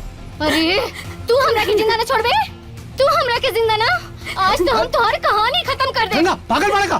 दूर दूर दूर मार दे गंगा क्या करता रू? गंगन तोर पति है। भारतीय नारी कभी अपने पति के ना मार सकेले। तो हमारे नाम के सेनूर लगौले बाड़ू। ऐसा मत करा, पिस्टल छोड़ दा। देखा पिस्टल छोड़ा। अरे दुनिया का कही? दुनिया का कही? हाँ दुनिया का कही? अरे तू तो पति के नाम पे कलंक बाड़े। अगर तोहरा जिसन आदमी पति कहे लागी ना तो औरतन के पति के नाम से विश्वास उठ जाई। तू गंगा हमारे पास सुना। अरे तेरी तो कहता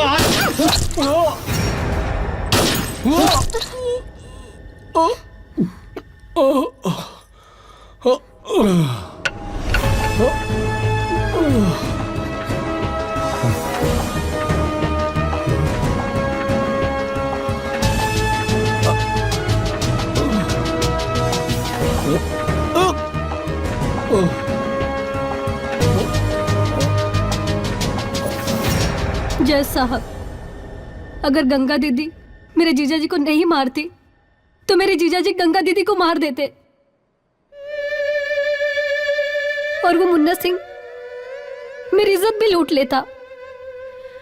जज साहब, मेरी दीदी ने मेरे जीजा जी को मारकर एक राक्षस का अंत किया है। जज साहब, कल रात मुन्ना सिंह फिर से मेरे पीछे पड़ा था।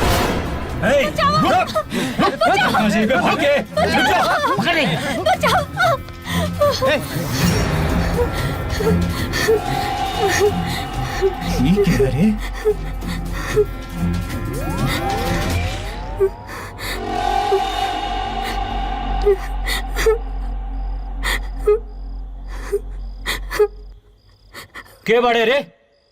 तू एकरा के हमरा हवाले कर दे।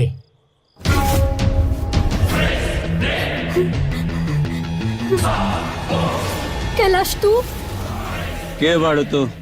हम सलोनी, गंगा के बहन। गंगा? ए बेवड़ा, ए लौकत नहीं खे? हम के उससे बात करता नहीं बीच में। अरे वो गंगा के कारण तो हमारे ही हाल हो गए। और तू ए जा इतनी रात के का करताड़ू? वो गुंडा लोग हमारे पीछे करत बाड़े, हमरा के बचाला। ए, ले जाओ से एकरा के। हमरा के बचाला। ना छोड़ हमरा के। चल लेके चल चल।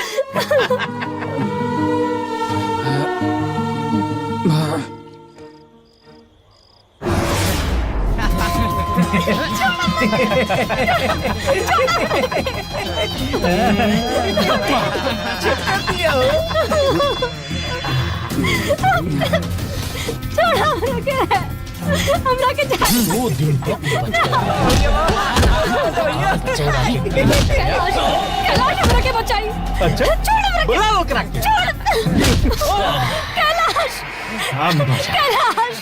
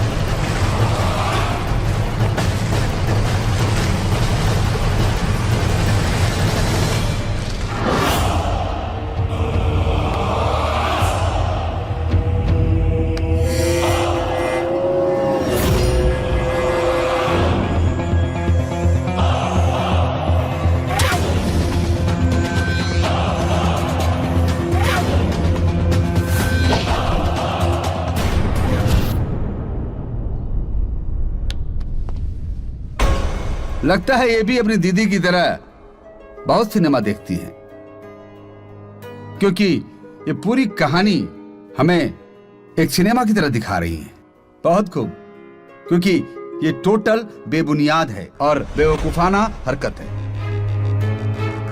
जज साहब, इनके गवाही के मुताबिक नेता मुन्ना सिंह एक अहम गवाह हैं। मैं आपसे इजाजत चाहूंगा कि उन्हें कोर्ट में हाजिर किया जाए। कल मुन्ना सिंह को कोर्ट में हाजिर किया जाए।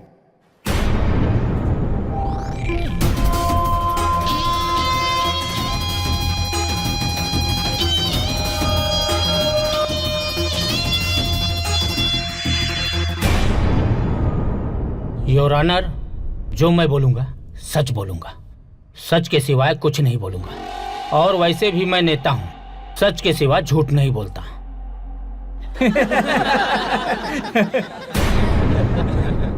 ऑर्डर ऑर्डर, शांत हो जाइए।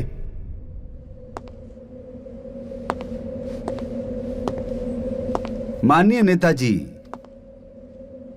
मुन्ना सिंह जी, गंगा देवी के पति जगदीश को आप कब से जानते हैं? योर ऑनर, गंगा देवी के पति को मैं बहुत दिनों से जानता था। वो बहुत नेक इंसान थे और समाज सेवक थे। वो हमारे पास अक्सर वो चंदा मांगने आते थे। एक दिन अचानक गंगा का मुझे फोन आया और उसने बोला कि बहुत जरूरी काम है, आप घर पे आ जाइए।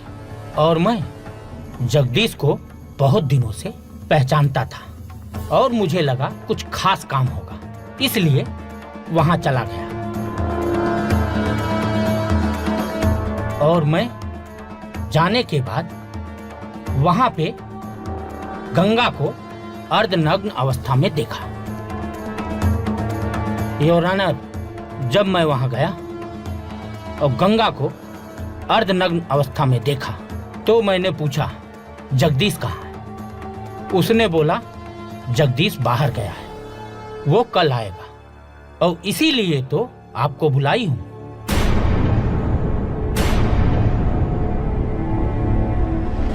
योर ऑनर, मैं कुछ समझा नहीं, उसने मुझे क्यों बुलाया, लेकिन गंगा बोली, नेताजी मैं गरीबी से तंग आ चुकी हूं और मुझे इस गरीबी से बाहर निकालिए। आप जो बोलेंगे वो सब मैं करूंगी, आप जो कहेंगे मैं कुछ भी करूंगी। मुझे इस गरीबी से बाहर निकालिए।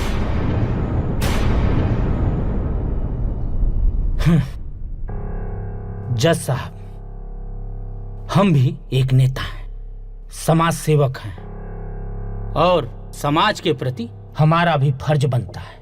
भूले भटके लोगों को राह दिखाना हमारा फर्ज है।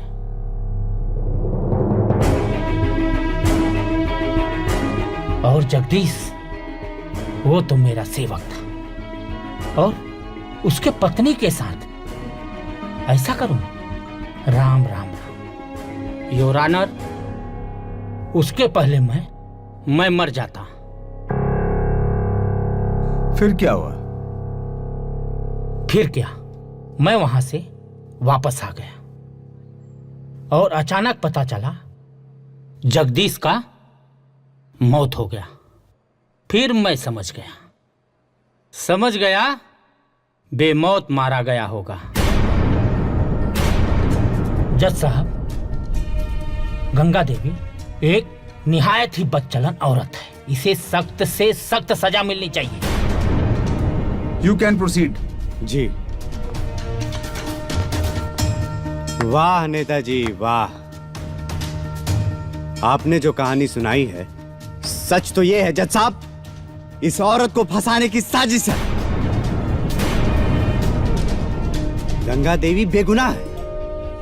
मुन्ना सिंह प्लीज अदालत को सब सच सच बताइए कि उस रात क्या हुआ था।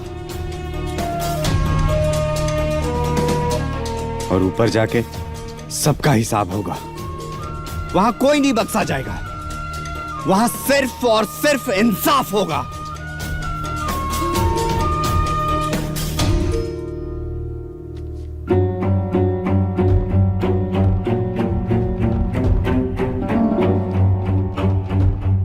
मुन्ना सिंह, इस लिफाफे में तुम्हारे सारे गुनाहों की सबूत है। क्या लगता है अगर ये सबके सामने आ गया तो तुम्हारा सारा कच्चा चिट्ठा बाहर आ जाएगा और मुझे कुछ बोलने की जरूरत नहीं पड़ेगी। सब लोग जान जाएंगे कि सच क्या है। तो फैसला आपके हाथ में। अदालत को सच सच बताइए। मिस्टर राकेश, आपको जो भी मुन्ना सिंह से पूछना है जरा जोर से पूछिए ताकि अदालत को भी सुनाई दे। जी जज साहब, मैं मुन्ना सिंह से यही कह रहा था कि अदालत को सब सच सच बताएं। मुन्ना जी, आप अदालत को सब सच सच बताने की कृपा करें। बाकी ये तो आप देख ही रहे हो।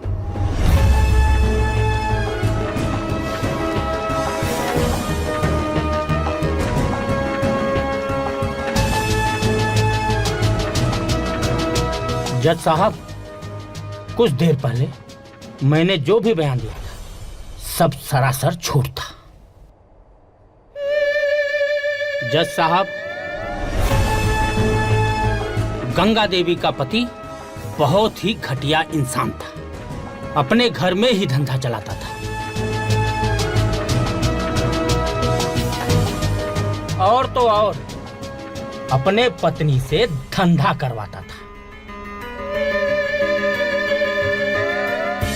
योर ऑनर, मौकाए वारदात के दिन उसने मुझे अय्यासी करवाने के लिए अपने घर बुलाया और जब मैं वहां गया तो गंगा वहां पे नहीं थी।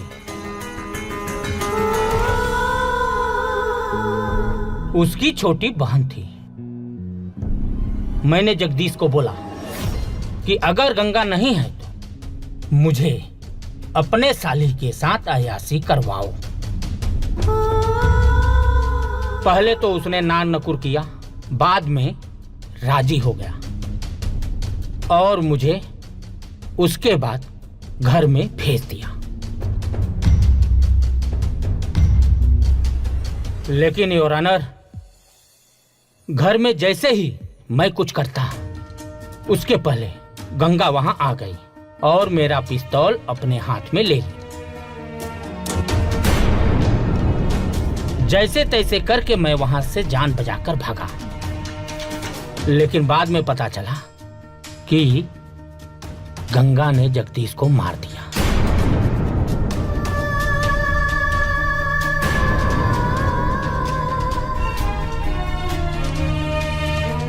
योर ऑनर, मैं बोलता हूं कि गंगा ने अपने पति का खून करके कोई गुनाह नहीं किया। ऐसे इंसान का तो सजा सिर्फ और सिर्फ मौत है। गंगा देवी निर्दोष है जज साहब।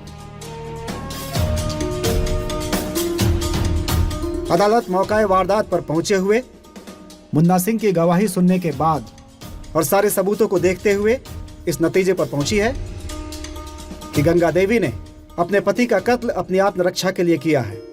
अगर वो अपने पति को नहीं मारती तो ये जो नाबालिग बच्ची है उसकी भी इज्जत उसको बचाना मुश्किल हो जाता और गंगा भी मारी जाती। इसलिए इस नतीजे पर कोर्ट पहुंचती है कि गंगा निर्दोष है।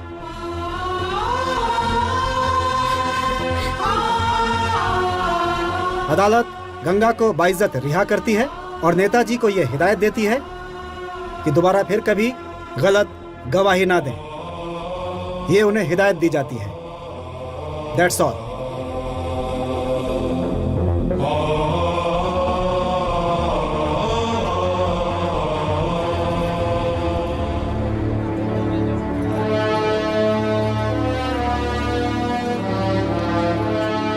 वकील साहब, राज का है दिखाते दी। इसमें कुछ नहीं है, इसमें तो मामूली कागजात हैं। हाँ?